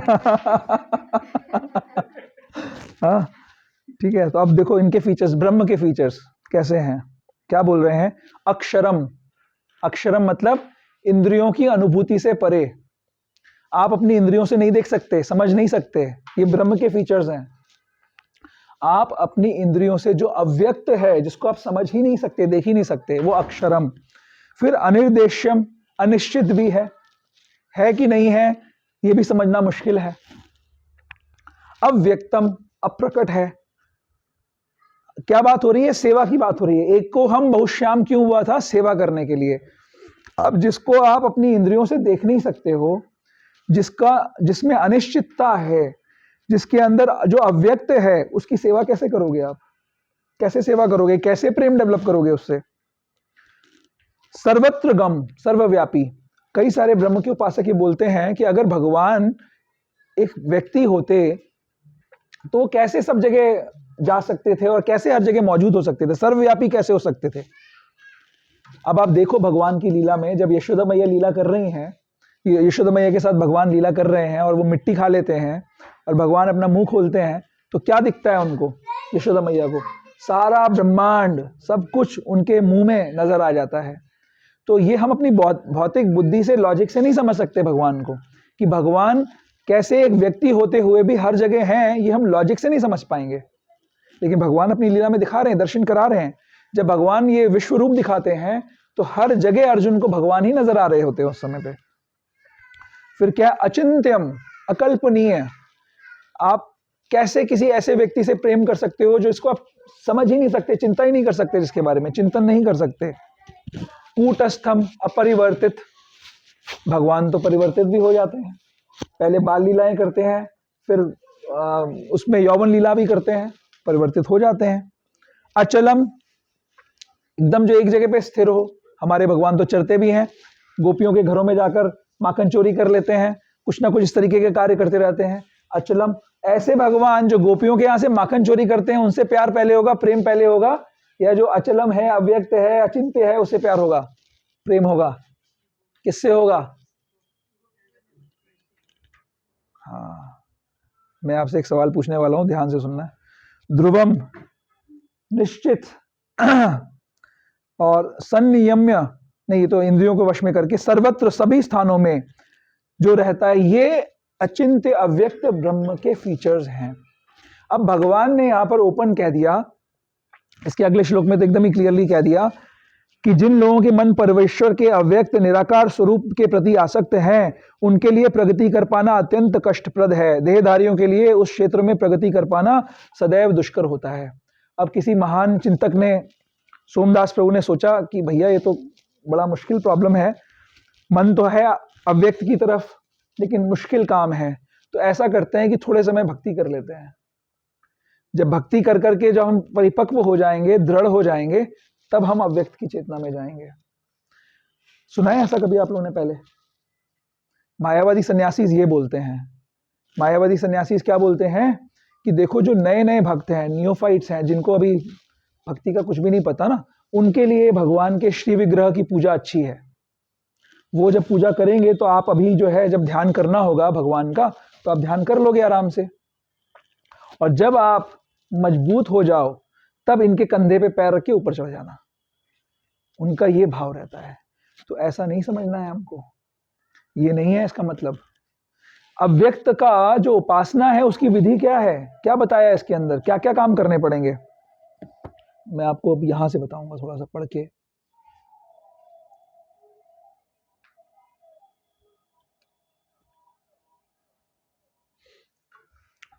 प्रभुपाद जी ने बहुत बड़ा तात्पर्य लिखा है, और उसमें जगह जगह क्या क्या दोष हैं अव्यक्त उपासना में और क्या क्या मुश्किलें हैं बताई हैं, तो मैंने उसको समराइज कर लिया है। सबसे पहले तो आपको अपनी इंद्रियों को संयम करना होगा, और किस इंद्रिय संयम का भक्तों के द्वारा जाना गया एक मतलब है, और एक जो मायावादी हैं या जो निराकार के उपासक हैं उनके द्वारा इंद्रिय संयम एक अलग चीज होती है। ठीक है, जब मायावादी लोग जो ज्ञान योगी हैं, जो ज्ञान के उपासक हैं, वो जब इंद्रिय संयम की बात करते हैं तो वो बात करते हैं इंद्रियों को अपने ऑब्जेक्ट से अलग करने की बात। यानी आपको पूरी तरीके से अपनी इंद्रियों को अपने ऑब्जेक्ट से अलग रखना है। यानी आंखों का इस्तेमाल देखने के लिए नहीं करना है, कानों का इस्तेमाल सुनने के लिए नहीं करना है, जीवा का इस्तेमाल स्वाद के लिए नहीं करना है। और जब भक्त बात करते हैं इंद्रिय संयम की, तो क्या बात करते हैं? ऑब्जेक्ट भगवान को बताना। हाँ, जो इंद्रिय के विषय हैं उनको भगवान की सेवा में लगाने की हम बात करते हैं। हम सभी को प्रसाद पाना पड़ेगा, राइट, भले वो कंदमूल ही पाएं, तो वो कंदमूल जो है वो भगवान को ऑफर करके अगर हम पाएंगे, भगवान को अर्पित करके कि हे भगवान आप इनका भोग लगाइए, हम आपका उच्चिष्ट प्रसाद रूप में पाएंगे, तो वो प्रसाद बन जाएगा। तो हमारा सेंस कंट्रोल कितना है कि हम भगवान को जो भोग नहीं लगाया गया है वो हम नहीं पाएंगे। अगर हम देखेंगे तो भगवान के भक्तों का दर्शन करेंगे, भगवान के श्री विग्रह का दर्शन करेंगे। जो चीज, जो दर्शन हमको भगवान से अलग ले जाता है उसका दर्शन हम नहीं करेंगे। जो सुनना है हम भगवान के विषय में सुनेंगे, जो बोलना है भगवान के विषय में बोलेंगे, तो सारी की सारी इंद्रियों के विषय प्यूरिफाई हो जाएंगे, सारे के सारे हर इंद्रिय प्यूरिफाई हो जाएगी। अब यहां पर क्या करना है, अपनी इंद्रियों को तो पहले जो ज्ञान योग के उपासक हैं, इंद्रियों को इंद्रियों के विषयों से अलग कर देना है, फिर तपस्या करनी है, क्योंकि बिना तपस्या के ये काम नहीं हो सकता। ऐसी तपस्या जो भगवान ने 6ठे अध्याय में बताई है, मुश्किल तपस्या। आपका मन जो है बिल्कुल संयमित होना चाहिए, आप ऐसे स्थान पे होने चाहिए जहां पर बिल्कुल एकांत है। शहरों में तो नहीं मिलता ना एकांत, कोई गुड़गांव में कहीं पे एक एक स्क्वायर यार्ड की जगह बता दीजिए जहां पे शांति है। आपको ब्रह्मचारी होना चाहिए, आपके ब्रह्मचर्य का पालन होना चाहिए। आपको अपनी इंद्रियों को, अपनी आंखों को अपनी नाक के टिप पे स्थिर करना है, आंखें आधी खोलनी, आंखें बंद आधी बंद रखनी है, और वो मृगशाल पे बैठना है। सारे नियम ये नहीं हो सकते, संभव नहीं है इस युग के लिए। फिर तपस्या करनी है। ये सब आपने जुगाड़ कर लिया, मान लीजिए एक, अभी कोई बोल सकता है कि मनीष प्रभु चलो है मेरे गार्डन में एक स्क्वायर यार्ड कहीं पे जगह, तब भी काम नहीं बनेगा, तपस्या करनी पड़ेगी। और उस तपस्या से अपनी इंद्रियों को इतना सशक्त करना पड़ेगा कि वो अपने विषयों का चिंतन छोड़ दें। ऐसा काम जब करेंगे तब हम इस मार्ग में आगे बढ़ सकते हैं। और उसके बाद क्या करना है, मेडिटेशन किसका करना है, जब आंखों को नाक की टिप पे आप रखोगे और सोचोगे किसके बारे में, अव्यक्त के बारे में। आप कैसे सोचोगे अब अव्यक्त के बारे में, बहुत बड़ी समस्या है, नहीं सोच सकते। हम भगवान के सुंदर स्वरूप का दर्शन करके भगवान के बारे में नहीं सोच पा रहे हैं, तब भी दिमाग में, मन में 50,000 दूसरी चीजें आ रही हैं। तो अव्यक्त का चिंतन कैसे करोगे, और कितने समय में करना है? अगर अर्जुन जैसी आयु मिल गई तो 125 वर्ष में, समय नहीं है। अगर फेल हो गए तो क्या होगा? प्राप्य पुण्य कृताम लोकान उषित्वा शाश्वता समा शुचिवान श्रीमताम गेहे योगो भ्रष्ट भी जायते। जो भ्रष्ट योगी है वो ऊंचे लोकों में जाएगा बहुत ऊंचे समय के लिए, वहां पे भोग करेगा। जैसे वो बताते हैं ना एक धर्म के अंदर की हूरें मिलेंगी, हाँ वो तो बदतर ही बताते हैं, बहुत ज्यादा मिलती हैं एक्चुअली, है ना। लेकिन सिर्फ वो नहीं मिलती हैं, बहुत कुछ होता है। उनके पास लिमिटेड ज्ञान है, हमारे पास बहुत सारा ज्ञान है, लेकिन हम ये बोलते हैं वहां से नीचे आना पड़ेगा। वो ये समझते हैं कि वहीं पे रह जाएंगे। अगर उनको ये बता दे कि वापस आना पड़ेगा तो शायद थोड़ी अकल ठिकाने आ जाए। सही। मेरे को ये सब कट कर करके डालना पड़ता है। पिछले लेक्चर में खोजना पड़ा था कहाँ से क्यों? माहौल खराब हो गया। अरे प्रभु, हमारा को कौन सुनता है? बड़े बड़े लोग ऐसी बातें बोलते हैं, उनको डरना चाहिए। हम तो इसीलिए छोटे रहना चाहते हैं, कुछ भी ताकि सही बात बोल सके, है ना। तो काटने की जरूरत नहीं है, कट मत करो ये सब, मैं बोल रहा हूँ सोच समझ के। हाँ, शॉर्ट मत बनाना। तो कोई सुपारी दे देगा मेरे नाम की। क्या कह रहा था मैं? हाँ, तो उनका ज्ञान सीमित है। अगर उनको पूर्ण ज्ञान हो कि ये परमानेंट आनंद नहीं है तो वो भी शायद ऐसा नहीं करे, बट उनको भ्रमाया जा रहा है, भ्रमित किया जा रहा है। तो क्या होगा, जो भ्रमित योगी है, जो योग भ्रष्ट हो जाएगा, जो योग की साधना को पूरा नहीं कर पाएगा, उसका समय व्यर्थ हो जाएगा। और फिर जब वापस आएगा तो कलयुग और आगे निकल गया होगा। अभी तो आया नहीं पूरी तरीके से, 10,000 साल में आ जाएगा पूरी तरीके से, 3 लाख साल रहेगा, 4 लाख साल रहेगा। उस समय अगर लैंडिंग हुई यहाँ पर, वहां पर तो हूर मिली और फिर नीचे लैंड किया और घोर कलयुग है। बुरा हाल हो जाएगा फिर उस टाइम पे। तो ये बहुत मुश्किल विधि है। पहली 3 चीजें जो मैंने बताई कि सेंस कंट्रोल करना पड़ेगा, तपस्या करनी पड़ेगी और अव्यक्त का चिंतन करना पड़ेगा। बहुत मुश्किल काम है। फिर उपनिषदों की जो कॉम्प्लेक्स भाषा है उसको समझना पड़ेगा, अपने आप को ट्रेन करना पड़ेगा। हमको कई सारे लोग मिलते हैं, बोलते हैं जी हम वेद पढ़ना चाहते हैं। हम बोलते हैं हमारे पास पंचम वेद है, भागवतम है, आप वो ले जाइए। क्यों? लोग सोचते हैं हम उनको देना चाहते हैं भागवतम, इसलिए ऐसे बोल रहे हैं। लेकिन क्या उपनिषद समझ में आएंगे किसी को? क्या वेद समझ में आएंगे किसी को? इतनी कैपेसिटी है, इतना संयम है किसी के अंदर? हमें नहीं समझ में आ रहे, आपको कैसे समझ में आएंगे?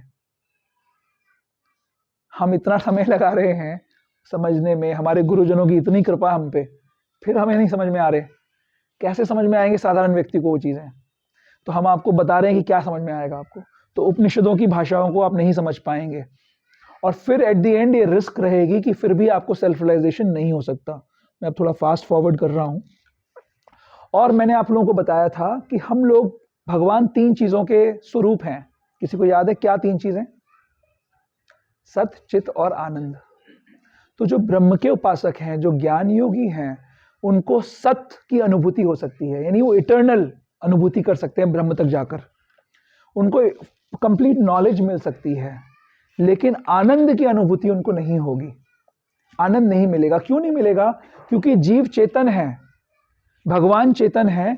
भगवान अपना विस्तार कर रहे हैं जीवों के रूप में, ताकि जीव चेतनता, चेतन मतलब एक्टिव है हम एक्टिवली भगवान के साथ संयोग करें और उनके साथ आनंद भोगें। ये एक्टिविटी निराकार ब्रह्म में नहीं है, उसमें आप एक्टिव नहीं हो सकते हो। अगर आप एक्टिव नहीं होगे अगर आप एक्टिव नहीं होगे तो फिर आपको आनंद की अनुभूति नहीं होगी। तो सबसे बड़ा जो नुकसान है, तो अगर आनंद नहीं मिलेगा तो क्या होगा, वहां से भी वापस आओगे, वहां पर भी नहीं टिक पाओगे। प्रभुपाद बताते हैं कि कई सारे आपने देखा होगा सन्यासीज होते हैं बड़े बड़े, वो फिलैंथ्रॉपी में इन्वॉल्व हो जाते हैं, समाज कार्य कल्याण के कार्यों में लग जाते हैं। समाज कल्याण किसका काम है पता है आपको? वो काम है राजाओं का और वैश्यों का। जो मर्केंटाइल कम्युनिटी है उसका काम है कि वो समाज कल्याण करे, और राजा जो टैक्स लेता है उसका काम है वो समाज कल्याण करे। वैष्णवों का, ब्राह्मणों का क्या काम है? वो शिक्षा दे, किस चीज की? परम ब्रह्म की शिक्षा दे। अगर मान लीजिए कोई हार्ट सर्जन है, सबसे बड़ा सर्जन हार्ट सर्जन होता है या ब्रेन सर्जरी? दोनों। सबसे एफिशिएंट जो होता है। जान बच जाए वही। आज रेणुका माता का है? ओ अच्छा। सबसे बड़ा सर्जन है मान लो ब्रेन सर्जन, है ना। अब ब्रेन सर्जन को बोला जाए कि भाई आपको जो है यहाँ पर ये मेडिसिन काउंटर है, डॉक्टर प्रिस्क्राइब करेगा मेडिसिन, आप निकाल के दे देना उसको। उसकी स्किल का सही यूज है क्या? वो कंपाउंडर बना दिया जाए उसको, सही यूज है क्या? ब्रेन सर्जन, हार्ट सर्जन का काम ये है कि वो ब्रेन सर्जरी करे, हार्ट सर्जरी करे। तो अगर वैष्णव ब्राह्मण्स समाज कल्याण के काम में लग जाएंगे तो क्षत्रिय और वैश्य तो नहीं बता सकते कि आत्म साक्षात्कार कैसे होगा। उनका काम है आत्म साक्षात्कार की शिक्षा देना, उनका काम नहीं है समाज कल्याण करना।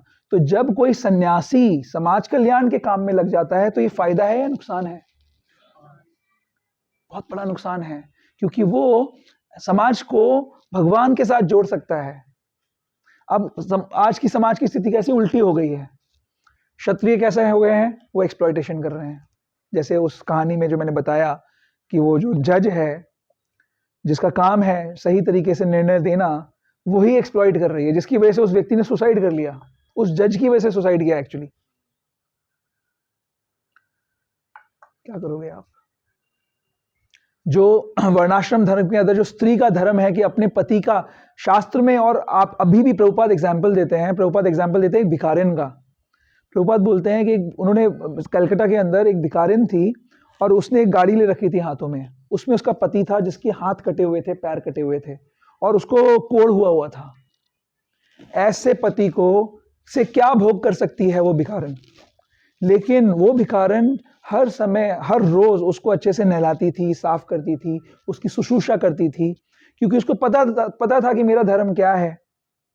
मेरा धर्म है अपने पति की सेवा करना, उस सेवा से भगवान प्रसन्न होंगे और भगवान मेरे स्वामी हैं। मैं अभी स्त्री हूं, अगले जन्म में हो सकता है पुरुष बन जाऊं, लेकिन अभी मेरा धर्म यह है कि मुझे भगवान की सेवा करनी, अपने पति की सेवा करनी है। तो वो स्त्री धर्म का पालन कर रही थी। ये उदाहरण है। और आज की डेट में वो स्त्री जो उससे पैसे डिमांड कर रही है और गलत व्यवहार कर रही है, उस वीडियो में उसने सब लिखा, पूरा बताया उसने, तो क्या उसको कहां जाके गिरेगी? क्यों ऐसा हो रहा है? क्योंकि कलयुग में वो लोग आते हैं जो सबसे बड़े एक्सप्लॉइटर्स हैं।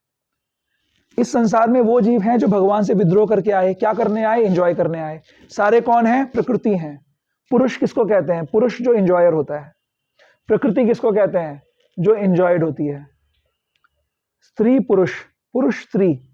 स्त्री वो है जो एंजॉयड है, पुरुष वो है जो एंजॉयर है। आज की डेट में हर जीव क्या बन गया है? पुरुष बनना चाहता है। पुरुष वो मेल, मैं मेल फीमेल जेंडर की बात नहीं कर रहा हूं। पुरुष का मतलब है कि जो एंजॉय कर रहा है। तो जो स्त्री एंजॉय करना चाहती है वो भी पुरुष है। समझ गए? तो हर कोई, वो स्त्री पुरुष बनना चाहती है, एंजॉयर बनना चाहती है, जबकि उसका काम है सर्विटर बनना। तो इसीलिए कलयुग में वो जीव आते हैं जो रह गए हैं और जो एक दूसरे को एंजॉय करना चाहते हैं। यानी हम लोग कैसे एंजॉय कर रहे हैं? हम सभी कौन है? हम सभी प्रकृति हैं। पुरुष के शरीर में जो है वो कौन है? वो पुरुष है, प्रकृति है। स्त्री के शरीर में जो है वो कौन है? प्रकृति है। अब सब क्या करना चाहते हैं? पुरुष भी पुरुष बनना चाहते हैं, मतलब जो पुरुष के शरीर में है वो भी पुरुष बनना चाहते हैं, जो स्त्री के शरीर में है वो भी पुरुष बनना चाहते हैं। तो कलयुग में वो जीव हैं जो मैक्सिमम एक दूसरे को, और हैं सारे प्रकृति, और सारी प्रकृति एक दूसरे को एंजॉय करना चाहती है पुरुष के रूप में। तो हो गया ना बंटाधार। इसीलिए वो कोड ऑफ कंडक्ट है, इसीलिए वर्णाश्रम सिस्टम है कि कैसे एंजॉय करो, रिस्ट्रिक्टेड वे में एंजॉय करो, ताकि आप इंजॉयमेंट की टेंडेंसी को पूरा करते हुए यहां से निकल जाओ। समझ लो कितनी जबरदस्त साइंस है ये। इस साइंस को, इस वर्णाश्रम को कलयुग के अंदर लुप्त कर दिया गया, क्योंकि हर कोई एक दूसरे को एक्सप्लॉइट कर रहा है। हम लोग नई तरीके से उसका पालन कर रहे हैं और इसीलिए सारे के सारे लोग दुखी हैं। मैं यहाँ पे क्यों आ गया लेकिन मुझे याद नहीं आ रहा, पॉइंट मेरा मिस हो गया कुछ। क्या था, मैं क्या कह रहा था इस पॉइंट से पहले?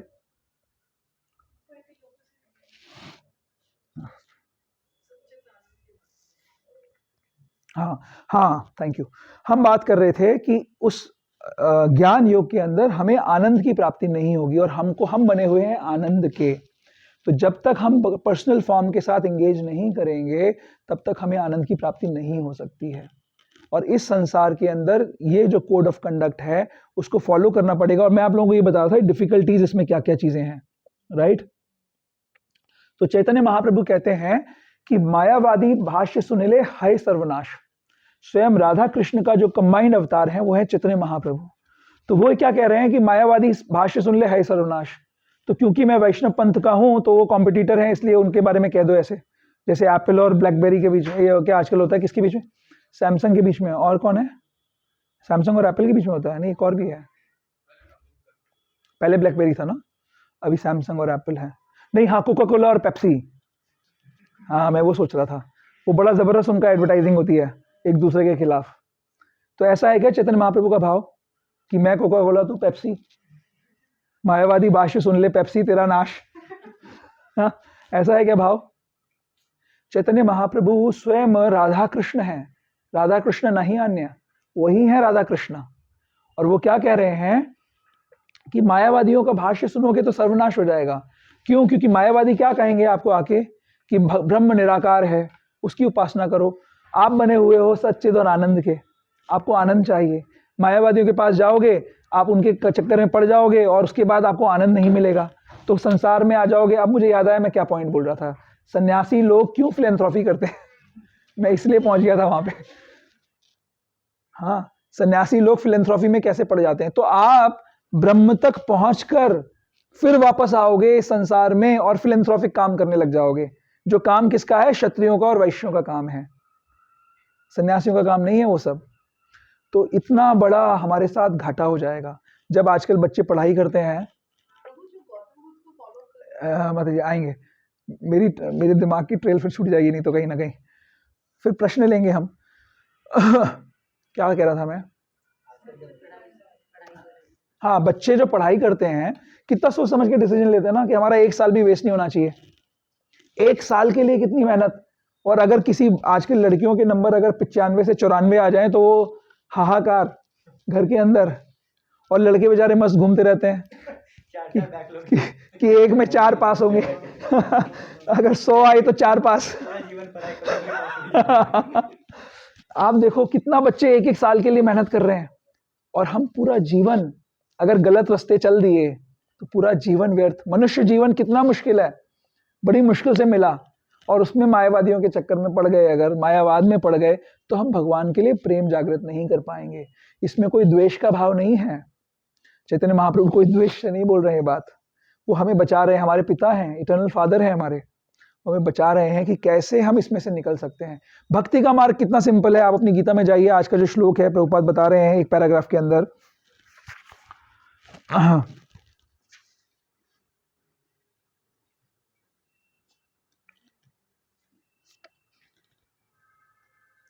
ये देखिए 1 2 3 दूसरे पैराग्राफ के अंदर जहां पर वो डाकघर वाली बात हो रही है उसमें प्रभुपाद कह रहे हैं, दूसरे पैराग्राफ के अंदर प्रभुपाद कह रहे हैं, इसी प्रकार ईश्वर ने विग्रह स्वरूप में, जिसे अर्चा विग्रह कहते हैं, अपना प्रामाणिक वैद्य स्वरूप बना रखा है। यह अर्चा विग्रह परमेश्वर का अवतार होता है। ईश्वर इसी स्वरूप के माध्यम से सेवा स्वीकार करते हैं। भगवान सर्वशक्तिमान हैं, अतएव वे अर्चा विग्रह रूपी अपने अवतार के से भक्त की सेवाएं स्वीकार कर सकते हैं, जिससे बद्ध जीवन वाले मनुष्य को सुविधा हो। और आगे एक जगह कह रहे हैं 5वें में मैं एक्चुअली जो पैराग्राफ ढूंढ रहा हूँ वो भी मुझे मिला नहीं। हाँ नहीं, वो नहीं है सर, वो नहीं है प्रभु। मैं एक और ढूंढ रहा था जहाँ पे भगवान बोल रहे हैं कि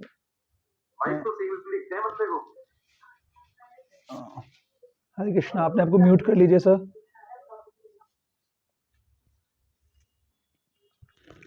बेसिकली एक जगह पे भगवान बता रहे हैं 3-4 चीजें। भगवान क्या बोल रहे हैं कि अर्चा विग्रह की सेवा, भगवान का श्रवण,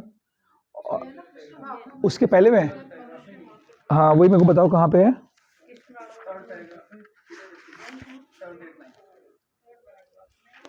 अच्छा, हाँ, कृष्ण भावनामृत में भक्तिरत मनुष्य मात्र गुरु के पथ प्रदर्शन द्वारा, मात्र अर्चा विग्रह के नियमित नमस्कार द्वारा, मात्र भगवान की महिमा के श्रवण द्वारा तथा मात्र भगवान पर चढ़ाए गए उच्चिष्ट भोजन को खाने से भगवान को सरलता से समझ लेता है। इतनी कड़ी मेहनत, सारे सेंसेस को कंट्रोल करना है जी। खाना नहीं खाना है, सोना नहीं है, कुछ नहीं करना है। क्यों करोगे भाई? यहाँ पे प्रसाद पाओ ना, आप आपको प्रसाद पवाएंगे। अच्छा अच्छा, ये सब क्यों करना है? सुंदर भगवान का स्वरूप का दर्शन करो, आंखों को भी चैन पड़ जाएगा, आनंद आ जाएगा। भगवान की सुंदर कथा का श्रवण करो। बहुत सिंपल प्रोसेस है हमारा, और इस प्रोसेस को अगर हम पालन करेंगे तो हम आसानी से, बड़े आनंद से हम भगवान के श्री चरणों को प्राप्त कर सकते हैं। और भगवान कैसा है? भगवान क्या ऐसा स्वामी है जो हमारा एक्सप्लॉयटेशन करता है? नहीं, भगवान इतना प्रेमी स्वामी है कि अपने चाकर का दास बन जाता है। जो दास बनने आता है उसका दास बन जाता है। भगवान कहते हैं कृष्णा यदि छूटे भक्ते भुक्ति मुक्ति दिया, कबू ना देना प्रेम धन राखे न लुकाइया।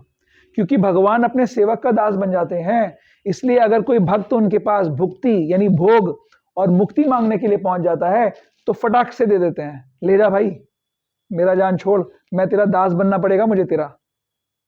तो कौन सा घाटे का सौदा है? अगर भगवान के श्री चरणों में आए हो तो भगवान से भगवान की भक्ति मांगो। अगर भक्ति देंगे भगवान तो सब कुछ स्वतः मिल जाएगा। कोई भी पिता ऐसा नहीं है जिसको अपना बच्चा उसका एप्लीकेशन लिख के देता हो कि पिता मेरे अगले 100 साल की, मेरे 2 दिन के खाने की व्यवस्था करिए। पिता माता अपने आप ही अगले 100 वर्ष की अपने बच्चों की व्यवस्था करते हैं, कोई कहना नहीं पड़ता उनको। तो जो भौतिक माता पिता इतनी व्यवस्था करते हैं, तो जो परम पिता है क्या वो व्यवस्था नहीं करेगा हमारी? तो भरण पोषण तो हमारा कर ही देंगे भगवान, वो तो बाई प्रोडक्ट्स हैं, वो तो इजीली मिल जाएंगे। लेकिन अगर भगवान का प्रेम मिल गया तो ये जो जीवात्मा जो करोड़ों करोड़ों जन्मों से भटक रही है, दुख में सेटिस्फैक्शन ढूंढ रही है, अलग अलग 84 लाख योनियों का मेन्यू कार्ड ट्राई कर रही है, कभी ऐसे कभी वैसे सुख ढूंढ रही है, उसको सेटिस्फैक्शन मिल जाएगा भगवान की भक्ति से। अगर हमने भगवान की प्रेममय भक्ति सेवा का मार्ग अपना लिया तो बहुत भाग्य की चीज है, बहुत बड़े सौभाग्य कृपा की चीज है। और इन प्रभुपाद जी के ग्रंथों में इसका बड़ा सरल मार्ग है, इसीलिए इनका वितरण, इनको जन जन तक पहुंचाना आवश्यक है। क्योंकि बहुत सारे चीटर्स हैं, घूम रहे हैं समाज के अंदर, जो सही बात नहीं बता रहे। गीता पे ही 500 कमेंट्रीज हैं जो सही बात नहीं बता रहे। वो ये नहीं बोल रहे, गीता में भगवान जहां कह रहे हैं कि मुझे नमस्कार करो, मुझे प्रणाम करो, वहां पर ऑथर लिख रहे हैं कि ये भगवान के शरीर की बात नहीं हो रही है, उनके अंदर एक निराकार बैठा है उसकी बात हो रही है। हमारे पास्ट प्रेसिडेंट ऑफ इंडिया रह चुके हैं, वो ऐसी कमेंट्रीज कर रहे हैं। तो जब ऐसी कमेंट्री करेंगे तो कहाँ हम पहुंच पाएंगे भगवान के श्री चरणों में? इसलिए हमें सावधान रहना है। हमें भक्तों के सानिध्य के अंदर भगवान के श्री चरणों की सेवा, प्रेममय सेवा में लगना है। और उस सेवा को अभी करने का तरीका क्या है? अभी जो मैराथन चल रही है, बुक डिस्ट्रीब्यूशन मैराथन, हमारी दिसंबर का महीना, हम लोग आपकी जानकारी के लिए, आपको तो मैं हर साल बताता हूं कि हमारा मैराथन चल रहा है। प्रभु जी ने बहुत सारी बुक्स स्पॉन्सर करी हैं इस बार भी। तो मैराथन चल रही है, बुक्स हमें चाहिए, हमें 1 लाख बुक्स डिस्ट्रीब्यूट करनी है, उसके लिए हमें प्रयास करना है। कल मुझे वहाँ पे जहाँ हम बुक डिस्ट्रीब्यूशन करने गए थे, वहाँ पर एक स्वीडिश व्यक्ति मिला जो कि जियोफिजिसिस्ट था और सर्वेयर था। एंड हमने उसको बताया, आई थिंक किसी ने हमें से, आपने रोका था, मैंने रोका था उसको, हाँ, तो हमने उसको बात करी उससे, तो वो बहुत एक्साइटेड हो गया, बहुत इंटरेस्टेड हो गया। तो लोग ऐसे हैं जिनको ये जानना है, जानकारी। और फर्स्ट कैंटो भागवतम का लेके गया, और लोग बोलते हैं जी फर्स्ट कैंटो कौन पढ़ेगा, कैसे समझ में आएगा? ऐसा नहीं है। कल इसी कॉन्टेक्स्ट में हमारे बिल्डिंग में हमारा इलेक्ट्रिशियन है, अगर किसी ने नोट किया हो, पिछले बार हमारे हाँ हाँ आया था। रेणुका ने, इनफैक्ट मैंने कभी नहीं बात की, मैंने कहा कहाँ लेगा, कुछ करेगा। रेणुका ने मुझे तो सर पे चोटी रखता, तो उन्हें एक दिन बात करी उससे सारी, और उसको मोटिवेट कर लिया था। तो कल उसने कैंटो 1 ले लिया और भगवद गीता ली है और पैसे दिए उसके, और अभी मोस्ट लाइकली अगर कृपा हुई तो पूरा भागवतम गया। उसको सिर्फ उसको रखने की जगह नहीं समझ आ रही, क्योंकि घर तो उसका छोटा है, रखे कहाँ पे भागवतम, ये निरादर ना करना है, तो नहीं तो उस भाव पे भी है। तो जो प्रभु जी कह रहे हैं कि भाई मेरे को, मतलब मेरे लिए लाइव लिविंग एग्जाम्पल है कि हम हर किसी से बात कर सकते हैं। तो जो उस व्यक्ति ने सुसाइड किया, जिसकी मैंने कहानी आप लोगों को बताई, अगर उसको कहीं पे भक्तों का संग मिल गया होता, क्योंकि हम ऐसे लोगों को जानते हैं जो सुसाइड करने वाले थे और उन्होंने भक्तों का संग किया, बुक्स पढ़ी और इरादा बदल दिया। अगर उसको समझ में उसको कोई भक्त मिल गया होता, उसके पास ये गीता पहुंच गई होती, तो शायद एक जीवन बच जाता। क्योंकि जीवन इतना सस्ता नहीं है, मनुष्य जीवन बड़ी मुश्किल से मिला है। उसके साथ ज़रूर बहुत बुरा हुआ, बट फिर भी ये तरीका नहीं है, क्योंकि इससे वो बचेगा नहीं अपने कष्टों से। इस संसार में जो कष्ट हमें मिल रहे हैं, हमारे ही अपने कर्मों का फल है, तो उनको उनसे भागने का प्रयास कोई फायदा नहीं देगा। तो suicide is not an answer for anything, क्योंकि जो सुसाइड कर रहा है उसको वही कष्ट दोबारा जन्म लेकर उससे ज़्यादा मात्रा में सहने पड़ेंगे। तो इसलिए उसने गलती करी, उसका कोई इसमें फायदा नहीं हुआ। उसको उसे लड़ना चाहिए था, सहना चाहिए था, क्योंकि अपने ही प्रारब्ध से हमको ये कष्ट मिल रहे हैं। तो इसीलिए हमें ये ज्ञान, जो सत्य ज्ञान है, लोगों तक पहुंचाना है। लोगों के जीवन की रक्षा हो सकती है उससे। तो मेरा सबसे निवेदन है, कल पृथुषा प्रभु और टोटा गोपीनाथ प्रभु भी गए, बहुत धन्यवाद प्रभु आपका। मुझे बहुत हर्ष हुआ कि इन्होंने प्रयास किया। और हम जब प्रयास करते हैं, बुक्स हमारे देने से नहीं जाती हैं, भगवान की कृपा से जाती है। भगवान हृदय में प्रेरणा करते हैं। तो इस बार बहुत सुंदर सौभाग्य हो रहा है। गदाधर प्रभु, विशाल प्रभु की टीम, ओजस्वी प्रभु की एक टीम, पृथुषा प्रभु की टीम, अंकुर प्रभु की टीम, मनीष प्रभु की टीम, हाँ, पारुल माता, प्रगति माता, रेणुका माता, महेशानी माता जी, ये सब जा रहे हैं जगह जगह। तो it's such a nice thing. Suchitra माता कल गए थे, और गृहिणियां घर पे कर रही हैं, जो घर पे हैं अपने पड़ोसियों को दे रही हैं। ऐसे हमें प्रयास करना है। लक्ष्मी प्रिया माता जी ने अपने रिलेटिव्स को दे दिया, है ना। जय जय। तो माता जी, सबसे बड़ा कार्य अगर हम कल्याण कर सकते हैं तो ये ज्ञान लोगों तक पहुंचाएं। वो हर कोई नहीं कर सकता, इसलिए इसको जन जन तक पहुंचाना है। और इस प्रकार से हमें साक्षात्कार होंगे भगवान की कृपा के। सब बुक डिस्ट्रीब्यूटर को साक्षात्कार होते हैं, है ना। सबका एक्सपीरियंस है ना, कितना सुंदर। अश्मित प्रभु बेचारे नोएडा से, नहीं क्या नाम है, सोमदास प्रभु और रूपवती राधा माता जी नोएडा से आके पूरे दिन आके फिर बुक डिस्ट्रीब्यूशन कर रहे हैं यहाँ पर। ग्लोरियस है सेवा। अंगिरस प्रभु तो 270 बुक्स और 300 बुक्स, 227 का आंकड़ा है इनका, 27 भागवत सेट, 270 बुक्स, ऐसे डिस्ट्रीब्यूशन चल रहा है। अब अगला मैं वेट कर रहा हूँ, 2700 होगा शायद, है ना। अंश प्रभु और वो हर्षिता माता का भी मैसेज आ रहा है कि वो स्पॉन्सरशिप ले रही है। कर लो, हर किसी को करने की जरूरत है, और हर किसी को ये बुक्स चाहिए उनको। और सबको देते टाइम बताओ कि इसको पढ़ना कैसे है। 10 मिनट पढ़ना है बस। उनको समझाना जरूरी है कैसे पढ़ना है। रख दिया घर पे जाके, वो भी अच्छा है, फायदा है उसका, लेकिन अगर हमने समझाया कैसे पढ़ना है तो और ज्यादा फायदा है। फॉलो अप करो उनसे, कि क्लासेस में बुलाओ। हम बहुत सारी क्लासेस शुरू कर सकते हैं, बुलाओ सबको, सिखाना है हमको कि कैसे इसको समझना है। ये टाइम निकलता जा रहा है हमारा। आ गए गोविंदा जी बताने के लिए कि क्लास खत्म करो, प्रसाद का टाइम हो रहा है। हरे कृष्णा। ठीक है, मैं इसके साथ वाणी को विराम देता हूँ।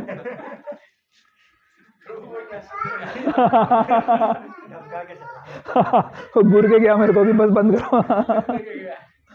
ओके, किसी का कोई क्वेश्चन है? माता जी कुछ पूछना चाहती थी।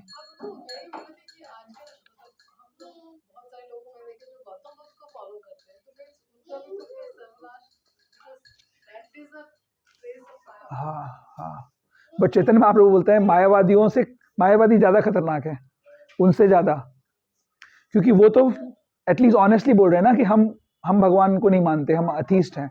मायावादी क्या कर रहे हैं, वो भगवान को, वेदों को मानते हुए अथीज्म को फैला रहे हैं। तो वो श्लोक है ना, बंगाली प्यार है, किसी को याद है? बौद्ध के अधिक, ऐसे कुछ है, सर्च कर सकते हो।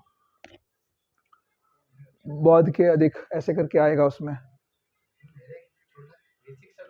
जी, मतलब भगवान की जब इतनी माया, इतनी पावर है, माया है, तो उन्होंने अपना विस्तार किया ही क्यों? मतलब उन्होंने कहा मैं अपने आनंद के लिए विस्तार कर रहा हूँ, राइट? अभी उस आनंद में अभी आनंद का विस्तार, जैसे यहाँ पर हम लोग जितने जीव है ना, इसके 4 टाइम्स ज़्यादा जीव भगवान के धाम में हैं। अब देखिए, जैसे मान लीजिए आप कोई फेस्टिवल करें, एक तो आप अकेले करें और एक आप समूह में करें, तो आनंद की वृद्धि हो रही है कि नहीं हो रही है? तो उसमें ज़्यादा लोग आनंदित हो रहे हैं कि नहीं हो रहे हैं? इसी प्रकार भगवान के धाम में अनंत कोटि जीव हैं, अनंत कोटि, कोटि यानी करोड़ और अनंत यानी कितने ही करोड़। अनंत कोटि जीव अपने आनंद का विस्तार भगवान की सेवा के साथ कर रहे हैं और भगवान भी उनके संग आनंद कर रहे हैं। लेकिन कुछ जीव, बहुत थोड़े से जीव इस संसार में हैं, जो कि भी अनंत हैं, बहुत हैं, लेकिन उसकी अपेक्षा बहुत कम है। और इन सभी जीवों के पास, क्योंकि हम अहंकार बोलते हैं ना, अहंकार का क्या मतलब होता है कि मैं एग्जिस्ट करता हूँ। हम अनंत काल से हम एग्जिस्ट करते हैं, तो हमारी एग्जिस्टेंस खत्म नहीं की जा सकती, लेकिन हमारी एग्जिस्टेंस किस सिचुएशन में होनी चाहिए यही भगवान बताने के लिए अपने संतों को भेजते हैं, ग्रंथों को भेजते हैं। तो हम भी उस पूर्ण आनंद की स्थिति में रह सकते हैं। ये बिल्कुल वैसा है जैसे अगर कोई कहे कि भाई, कोई जेल में रहने वाला व्यक्ति, सरकारी जेल में कोई हो, वो कहे कि भाई इस सबको खत्म कर देना चाहिए, पूरा शहर ही खत्म कर दो। क्यों बनाया मेरे को, मैं जेल में हूँ। प्रॉब्लम तो सिर्फ हमारी है क्योंकि हम जेल में हैं।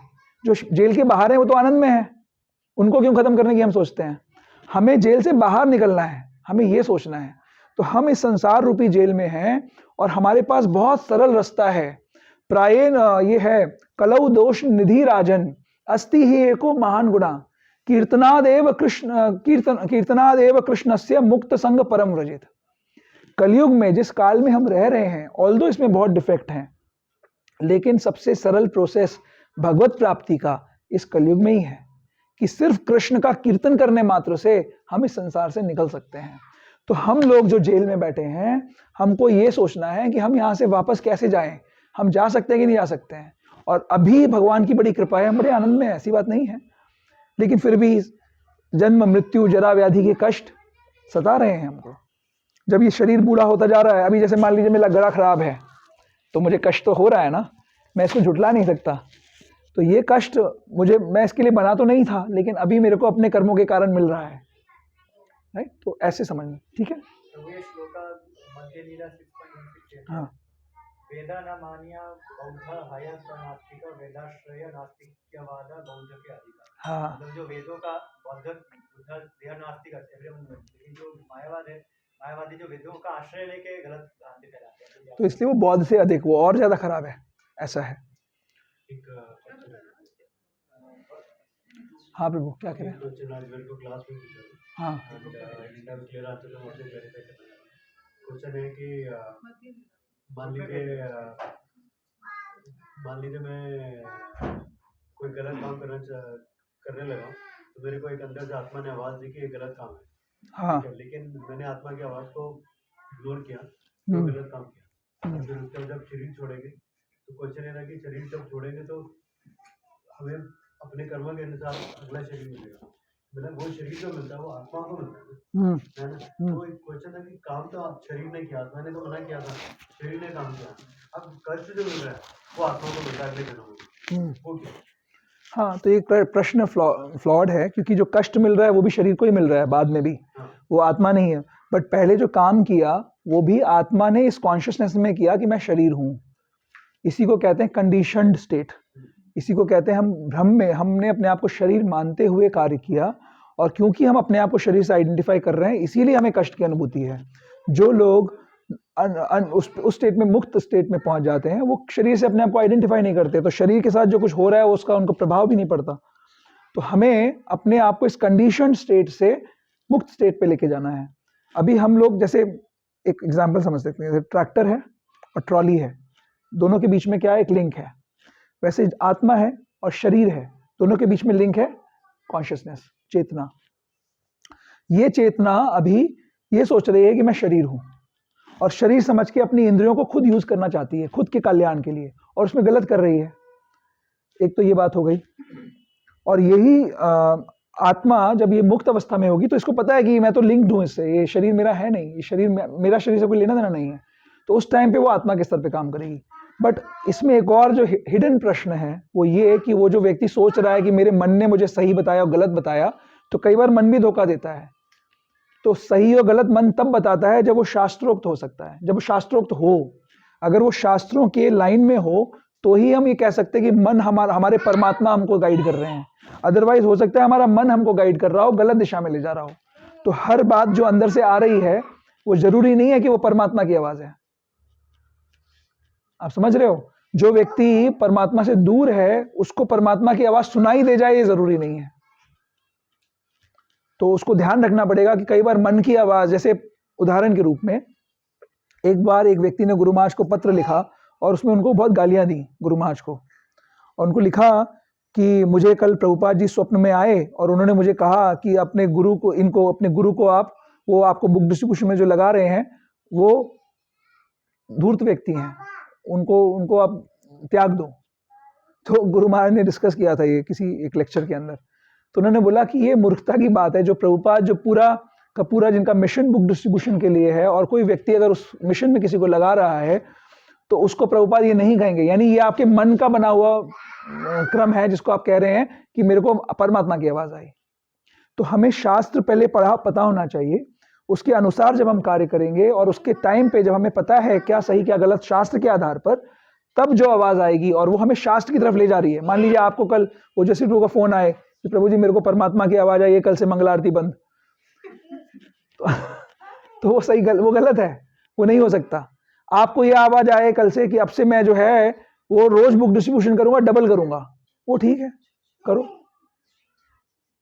ठीक है।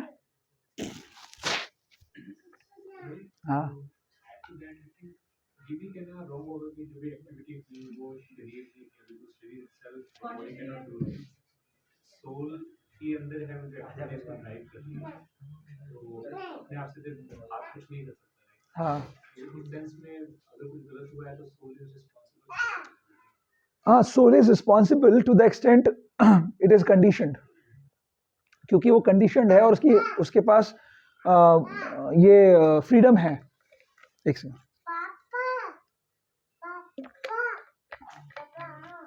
उसके पास ये फ्रीडम है, वो चूज कर सकती है।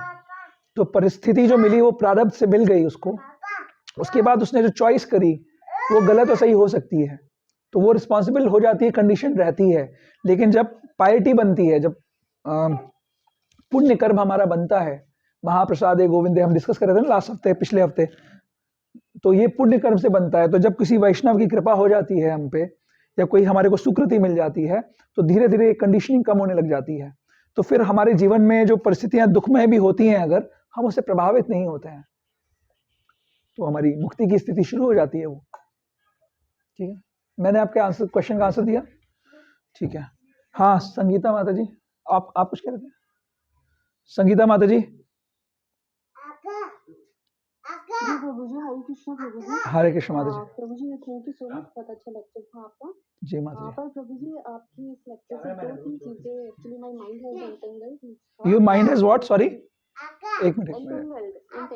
इंटेंगल्ड, अच्छा, तो नुकसान हो गया माता जी। दो तीन चीजें तो ऐसा कॉन्ट्राडिक्ट कर रही है हाँ कि एक तो है कि आपने बताया कि जैसे हम गृहस्थ हैं और हम जो अपने जैसे अब मैं उसमें हूँ, मेरे हस्बैंड हैं, आप जैसे अपनी पत्नी का ले रहे थे एग्जाम्पल, अपने बच्चों की हम सेवा करते हैं, तो प्रभु जी जिसकी हम सेवा करते हैं, आपने बताया उनसे हमारा प्रेम बढ़ता है ना। हाँ हमारा अटैचमेंट भी, और प्रेम ऑब्वियसली अटैचमेंट क्रिएट करता है। हाँ हाँ और अटैचमेंट क्रिएट करता है, तो अटैचमेंट जो होता है बेसिकली दुख का कारण होता है। हाँ हाँ जैसे भगवान के अलावा हम किससे भी अटैचमेंट करते हैं तो हमारा दुख का कारण है। और ये अटैचमेंट जो है, ये सेवा जो है, ये शरीर की सेवा है, जी क्योंकि हमारा जो रिलेशन है ये शरीर का रिलेशन है। जी तो भक्ति कहते हैं प्रभु जी कि भक्ति दो पार्ट होते हैं, ज्ञान और वैराग्य। जी। तो प्रभु जी इसमें भक्ति कहाँ पे आता है? क्योंकि भक्ति के दो पार्ट है, ज्ञान और वैराग्य। ज्ञान ये है कि हम शरीर नहीं आत्मा है, और वैराग्य ये है कि हमें संसार से नहीं अटैचमेंट रखना है, अपने भगवान से अटैचमेंट रखना है। जी। तो ये प्रभु जी थोड़ी दो तीन चीजें मेरी मिक्स हो रही है, आप प्लीज क्लियर कर दीजिए। तो मैं पहले आपके प्रश्न को समझने का प्रयास कर रहा हूँ, आपके प्रश्न को रिपीट कर रहा हूँ। आप ये कहना चाहती हैं कि मैंने ये कहा कि जब हम किसी से सेवा करते हैं तो उससे प्रेम डेवलप होता है। तो भक्त अगर अपने माता पिता की और पत्नी बच्चों की सेवा कर रहा है तो वो तो शरीर है और ये शारीरिक संबंध है, तो इनकी सेवा करने से तो इनसे अटैचमेंट होने लग जाएगा, जो कि हमारी भक्ति का गोल नहीं है। तो ये आपका कंफ्यूजन है, राइट? जी। और ठीक है, उसी के नहीं एक मिनट एक एक करके पहले इसको सॉल्व करते हैं माता जी। पहली बात यह है कि जब हम अपने आप को भगवान का ट्रस्टी मानकर इनकी सेवा करते हैं, इनको इनकी केयर करते हैं, तो ये अटैचमेंट नहीं होता, फिर हमारे अंदर अटैचमेंट नहीं आता, फिर अटैचमेंट भगवान से बढ़ता है, क्योंकि आप फिर भगवान की सेवा कर रहे हो। कार्य वही रहता है लेकिन उसका रिजल्ट बदल जाता है। 3 कैटेगरी के लोग हैं, मान लीजिए एक वो है जो ऐसे भी लोग होते हैं जो अपने माता बाप पिता को रोड पे छोड़ देते हैं, है ना, और वो खुद भोग करते रहते हैं। एक वो लोग होते हैं जो भगवान को नहीं मानते लेकिन अपने माता पिता अपने पत्नी बच्चों के लिए पूरा डेडिकेटेड होते हैं, ये दूसरी कैटेगरी हो गई। तीसरी कैटेगरी वो हो गई जो भगवान को मानते हैं, भगवान के कारण भगवान की कृपा को लेने के लिए अपने ड्यूटीज को करते हैं, राइट। ठीक है माता जी, यहाँ तक 3 कैटेगरीज हैं। जी जी सर। तो जो पहली कैटेगरी है वो तो विकर्म कर रहा है, विधर्म कर रहा है, उसको तो उसका पाप का फल मिलेगा। जो दूसरी कैटेगरी है वो सकर्म कर रहा है, उसको उसका अच्छा फल मिलेगा क्योंकि वो ड्यूटी कर रहा है। जैसे कोई क्षत्रिय अगर युद्ध करते करते शहीद हो जाता है तो उसको स्वर्ग मिल जाता है, ऐसे ही कोई बेटा अगर माता पिता की सेवा कर रहा है बिना भगवान के माने भी, तो भी उसको उच्च लोकों की प्राप्ति होगी। तीसरा जो मैंने कैटेगरी बताई, जो भक्त भगवान के इंस्ट्रक्शंस को ध्यान में रखते हुए अपने ड्यूटीज को कर रहा है, वो अकर्म कर रहा है, उसको उससे भगवान की भक्ति मिलेगी, उसका अटैचमेंट नहीं बढ़ेगा अपने अपने लोगों के प्रति, बल्कि अटैचमेंट कम होगा, और उसके जो साथ में जिनकी वो सेवा कर रहा है उनका भी अटैचमेंट कम होगा, क्योंकि सेंटर में केंद्र में कृष्ण रहेंगे, आप कृष्ण के लिए सेवा कर रहे होगे, तो तीनों के रिजल्ट्स अलग अलग मिलेंगे। उससे अटैचमेंट नहीं होगा, क्योंकि मैंने आपको ये बोला कि अटैचमेंट सेवा से प्रेम होता है, तो वो प्रेम भगवान से होगा इस केस में, क्योंकि आप भगवान की सेवा कर रहे हो। वो जो जिन लोगों के अंदर आप सेवा अपनी डिपॉजिट कर रहे हो वो लॉकर भगवान का है, तो वो सेवा भगवान को जा रही है उस टाइम पे। बट अगर आप भगवान को ना मानते हुए इनकी सेवा कर रहे हो तो आप अपनी खुद की सेवा कर रहे हो और इस कारण से आप बंध जाओगे। क्लियर हुआ? क्लियर है मैंने जो बताया, समझ में आई बात? हाँ, पर थोड़ा सा डाउट है प्रभु जी। हाँ। जितने भी ये हायर वाले भक्त होते हैं, जैसे हमारे चैतन्य महाप्रभु हैं, हम्म, और जैसे अगर फीमेल बॉडी में बात करें तो मीराबाई है, रघुनाथ गोस्वामी है, हम्म। इन्होंने सब गृहस्थ थे पर इन्होंने सबने अपनी फैमिली का त्याग किया। तो हाँ, फिर ये भी बहुत अच्छा प्रश्न है आपका, कि मान लीजिए चैतन्य महाप्रभु का एग्जाम्पल है, जानवा माता जी हैं, गंगा देवी गोस्वामिनी हैं। अगर हम अपने संप्रदाय की बात करें तो महान वैष्णव हैं, हमारे गुरु महाराज हैं, उन्होंने संन्यास लिया हुआ है, उनके माता पिता की तो वो सेवा नहीं कर रहे हैं, तो फिर मेरी बात कॉन्ट्रडिक्ट हो गई। तो माता जी हर कोई के लिए संन्यास नहीं है। चैतन्य महाप्रभु ने जब संन्यास लिया तो उन्होंने कितना बड़ा कार्य किया। तो अगर कोई व्यक्ति उस कैलिबर का है, उस लेवल पे जाकर वो सेवा कर सकता है, तो उसके लिए फिर कोई भी भौतिक ड्यूटीज नहीं रह जाती। तो हमारे गुरुजनों के आदेश, जैसे शिल प्रभुपाद के पास, में पिछले हफ्ते अपने लेक्चर में बता रहा था, शिल प्रभुपाद के पास एक भक्त गया, उनका शिष्य गया, बोला मेरे को संन्यास लेना है। प्रभुपाद ने बोला नहीं, तुम संन्यास मत लो, तुम गृहस्थ आश्रम में प्रवेश करो, और उसको वो अभी भी गृहस्थ आश्रम में सेवा कर रहे हैं। एक और भक्त गया, उसने बोला कि मुझे प्रभुपाद मुझे विवाह करना है, बोले नहीं तुम विवाह मत करो। ऐसा नहीं है कि प्रभुपाद के पास जो बोलने जाते थे उसका उल्टा करते थे ऐसा नहीं था, बट जो व्यक्ति का जैसा उसके लिए जो सही है, जो कर सकता है, उसको वो वैसा ट्रीटमेंट दे रहे हैं। तो उसको भी बोला कि नहीं तुम गृहस्थ आश्रम में मत जाओ, तुम संन्यास लो। तो हम अपने गुरुजनों, हम पहली बात तो ये निर्णय हम स्वयं से नहीं ले सकते, इस तरीके की कोई भी चीज डिसीजंस। हमारा जो मार्ग है वो शरणागति का मार्ग है, हमें गाइडेंस के अंदर रह के हर कार्य करना होता है। तो हम अगर मान लीजिए आप किसी ऐसे व्यक्ति को जानती हैं जिसकी ऐसी पोटेंसी है कि वो सन्यासी और ब्रह्मचारी बनकर सेवा कर सकता है, तो उसके गुरुजन उसको ऐसा सेवा में लगा देंगे, तो उसकी कोई भौतिक ड्यूटी नहीं है, क्योंकि फिर उसने कृष्ण के परिवार को अपना परिवार बना लिया। सारे के सारा परिवार, फिर उसका परिवार सिर्फ उसके एक माता पिता, उसकी एक पत्नी और उसके एक बच्चे नहीं रह गए, उसका परिवार बढ़ के सारा संसार उसका परिवार बन गया। आप समझ रहे हो? फिर वो सबकी सेवा करेगा। उसने एक परिवार को त्यागा नहीं है, उसने सारे परिवारों को अपना लिया, जो कि हर किसी के लिए संभव नहीं होता, बहुत कम लोग ऐसा कर सकते हैं। ठीक है? जी प्रभु जी। हाँ, अब आपका दूसरा प्रश्न क्या था? दूसरा प्रश्न यही था कि जैसे भक्ति के प्रभु जी 2 पार्ट होते हैं, तो ज्ञान और वैराग्य। तो फिर ये हमारी, जैसे मैं इसको इसी से रिलेट कर रही थी कि फिर ये हमारी भक्ति हुई या आसक्ति हुई? मतलब भक्ति तो सिर्फ वही है, भगवान के प्रति आसक्ति। और अगर हम अपने लोगों वैराग्य क्या है? वैराग्य क्या है? वैराग्य क्या है? हम बोलते हैं ना, अनासक्तस्य विषयान, क्या है आगे, इसको याद है? हाँ, यथारम उपयुंजते निर्बंध कृष्ण संबंधे युक्तम वैराग्यम उच्यते। तो वैराग्य, ये वैराग्य हम मानते हैं माता जी। इसका क्या मतलब है कि जो चीजें भगवान की सेवा में यूज हो सकती हैं उनको हम त्यागते नहीं हैं, उनको हम भगवान की सेवा में लगा लेते हैं। तो कृष्ण के संबंध में जो यूज हो सकता है उसको हम भगवान की सेवा में लगाते हैं। तो इसी प्रकार से जब हम भगवान के रिप्रेजेंटेटिव मानते हुए पत्नी, बच्चे, माता पिता इनकी सेवा करते हैं तो ये भगवान के रिप्रेजेंटेटिव बन जाते हैं और ये हमारी भक्ति की वृद्धि करते हैं। हमें एक सेवा का चैनल मिल जाता है, हमें सेवा की प्रैक्टिस मिल जाती है। तो ये युक्त वैराग्य हो जाता है। वैराग्य तब खत्म हो जाएगा जब आप उनसे अटैच हो जाओ सिर्फ इसलिए कि वो आपके माता पिता हैं और आपके पत्नी बच्चे हैं। ओके, जब आप भगवान को केंद्र में रख के करोगे उनकी सेवा तो ये वैराग्य होगा। जैसे कल मैं एक सुन रहा था, पात्री प्रभु हैं, एक पात्री प्रभु हैं, मेरा उनसे बड़ा संग रहा है घनिष्ठ। बहुत पहले बहुत हम लोग मिलते थे आपस में। उनका अब तो वो नेपाल के बहुत बड़े डिवोटी बन गए हैं। उनका एक वीडियो था तो उसमें वो बता रहे थे, अपना कहानी बता रहे थे। वो रशियन है, he was a Russian commander, ठीक है। तो वो क्रिश्चियन फैमिली में थे और क्रिश्चियन फैमिली में जैसे बताते हैं ना कि जीसस क्राइस्ट ने अपने पिता के लिए कष्ट सहा, तो उन्होंने प्रश्न पूछा कि भाई इनका पिता कौन है। तो उनके माँ बाप ने उन्हें डांट के बिठाया, और पिता कुछ नहीं होता, मतलब पिता है बस, भगवान है, उसको ज़्यादा नहीं जानते हम उसके बारे में। तो ये हमेशा कंफ्यूज रहते थे कि पिता कौन है, पिता कौन है। फिर उनको किसी ने एक बार गीता दे दी, यही गीता। उन्होंने 1 साल वो गीता पढ़ी, फिर वो अपने माता पिता के पास बोले मुझे पता लग गया कि पिता कौन है, जीसस क्राइस्ट का पिता कौन है, उनको पता लग गया। और फिर उन्होंने अपना पूरा जीवन भगवान की सेवा में लगा दिया। जैसे हमारे यहाँ पे पद्म श्री मिलता है ना, हाईएस्ट सिविलियन अवार्ड कौन सा है? भारत रत्न है। तो नेपाल का जो हाईएस्ट सिविलियन अवार्ड है वो उनको मिला है। इतनी वो सेवा, और 12 भाषाएं जानते हैं वो, और इस भगवत धर्म का प्रचार करते हैं। रशियन है, ऐसी हिंदी बोलते हैं आप सोच नहीं सकते, हम नहीं बोल पाएंगे वैसी हिंदी। तो वो अपना एग्जाम्पल बता रहे थे। तो जब उन्होंने ये डिसीजन लिया कि मैं अब आर्मी की नौकरी छोड़ रहा हूँ और मैं अब सेवा करूंगा, तो उनकी माँ ने उनको घर से निकाल दिया। कई सारे कैंडिडेट हैं हमारे पास ऐसे, घर से निकाल दिया। बोला कि घर पे हमारी बेइज्जती हो जाएगी तुम्हारे इस चक्कर में, तुम धोती कुर्ता पहन के आ गए हो, हमारे घर पे आने की जरूरत नहीं है। और वो he was a very highly educated person. तो उन्होंने अपनी माँ को बोला कि मैं जो है आपको आज तक कभी मैंने शर्मिंदा नहीं किया है, और मैं आपको विश्वास दिलाता हूँ आप आगे भी मुझसे कभी शर्मिंदा नहीं होंगी। और ऐसा बोल के चले गए।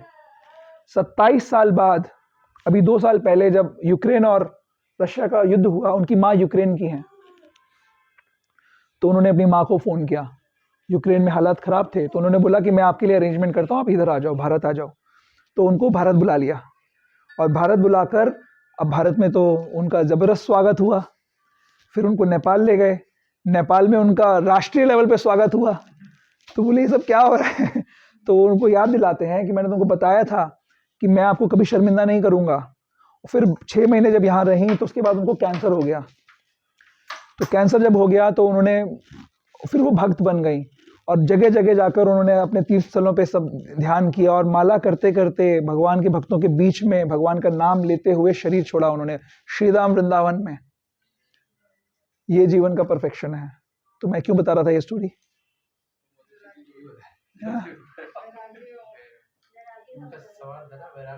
हाँ, वैराग्य, हाँ वैराग्य के ऊपर, हाँ ये वैराग्य की बता रहा था कि ये वैराग्य कैसे, ये वैराग्य है रियल। तो वैराग्य का मतलब ये नहीं है कि सब कुछ छोड़ दो। वैराग्य का मतलब ये है कि कृष्ण केंद्रित रहते हुए अपनी ड्यूटीज को करो, कृष्ण के लिए ड्यूटीज को करो। अगर आप बिना कृष्ण की भक्ति के लिए ड्यूटीज को कर रहे हो तो वो यूजलेस है, श्रम है, वही केवलम है।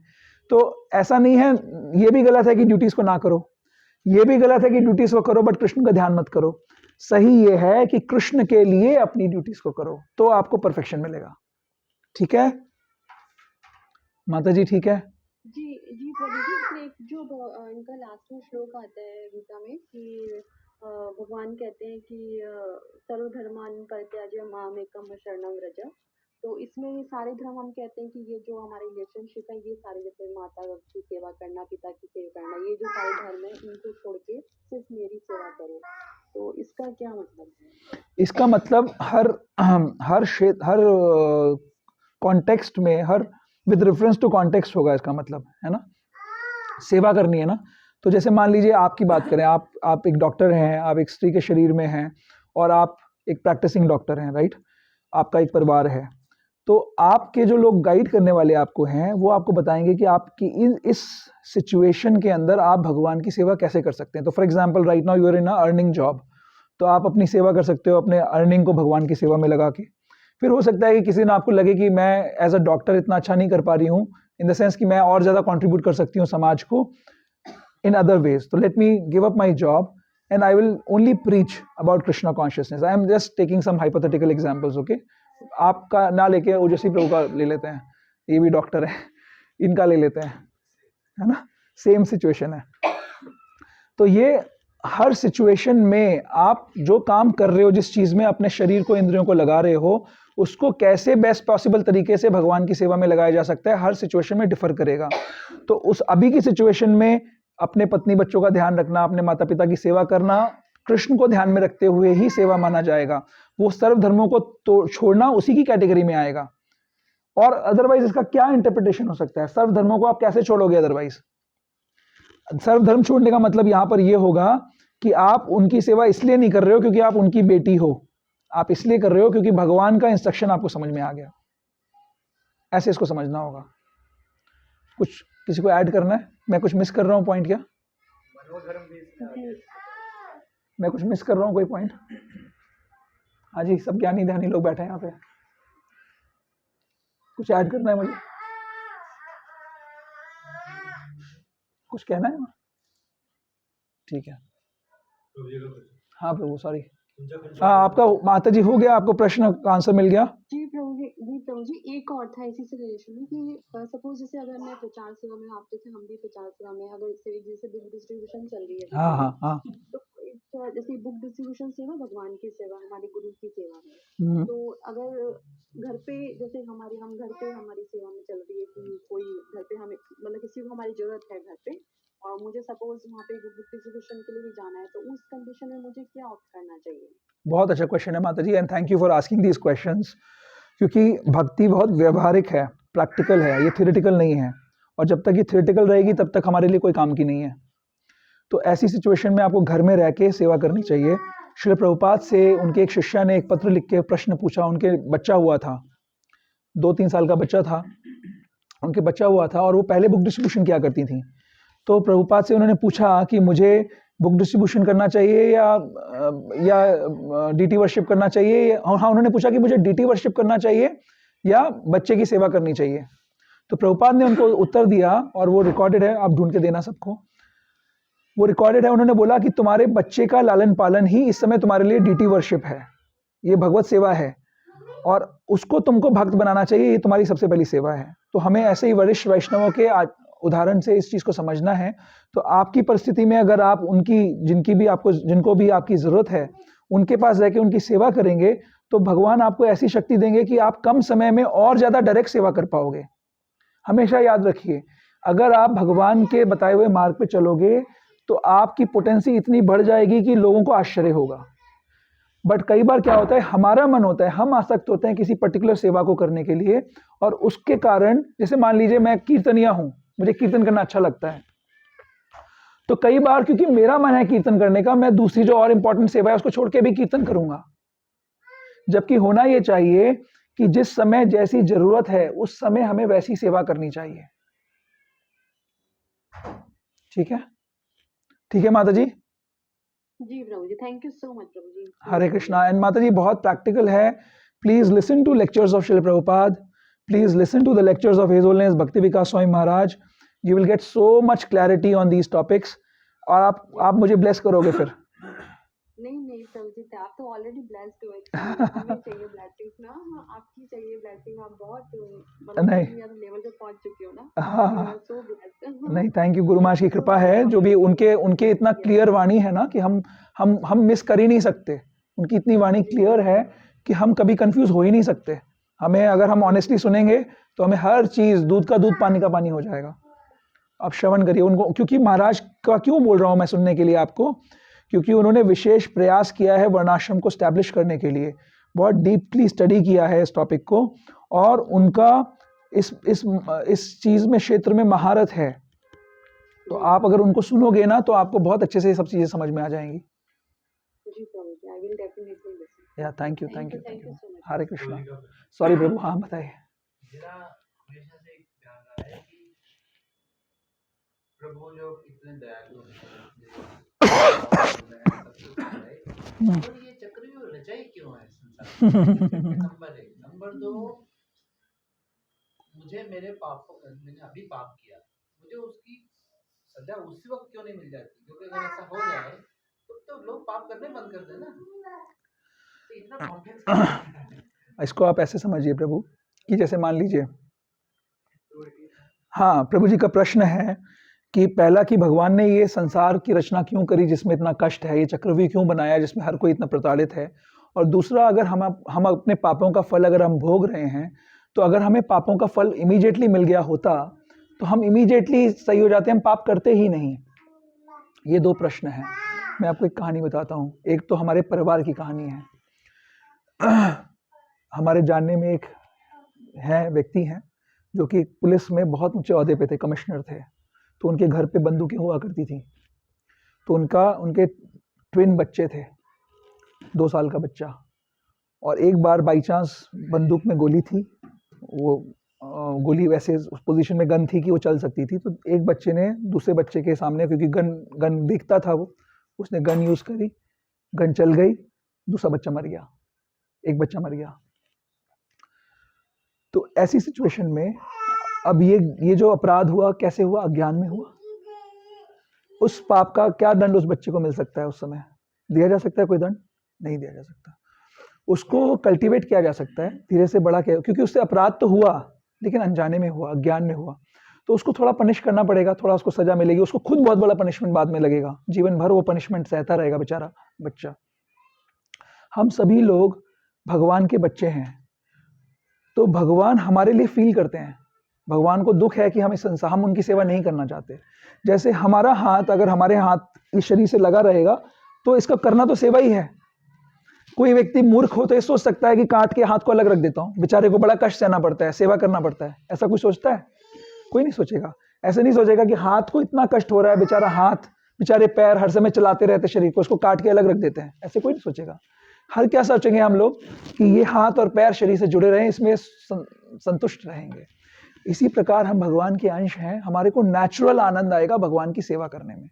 भगवान को ये दुख है कि हम अपनी मूर्खता के कारण उनकी सेवा नहीं करना चाहते, तो वो हमें अपॉर्चुनिटी दे रहे हैं और इसलिए इस संसार की रचना कर रहे हैं और चांस पे चांस दे रहे हैं। बार बार सृष्टि की रचना करते हैं, बार बार करोड़ों बार हमें जन्म देते हैं, वो नहीं थकते।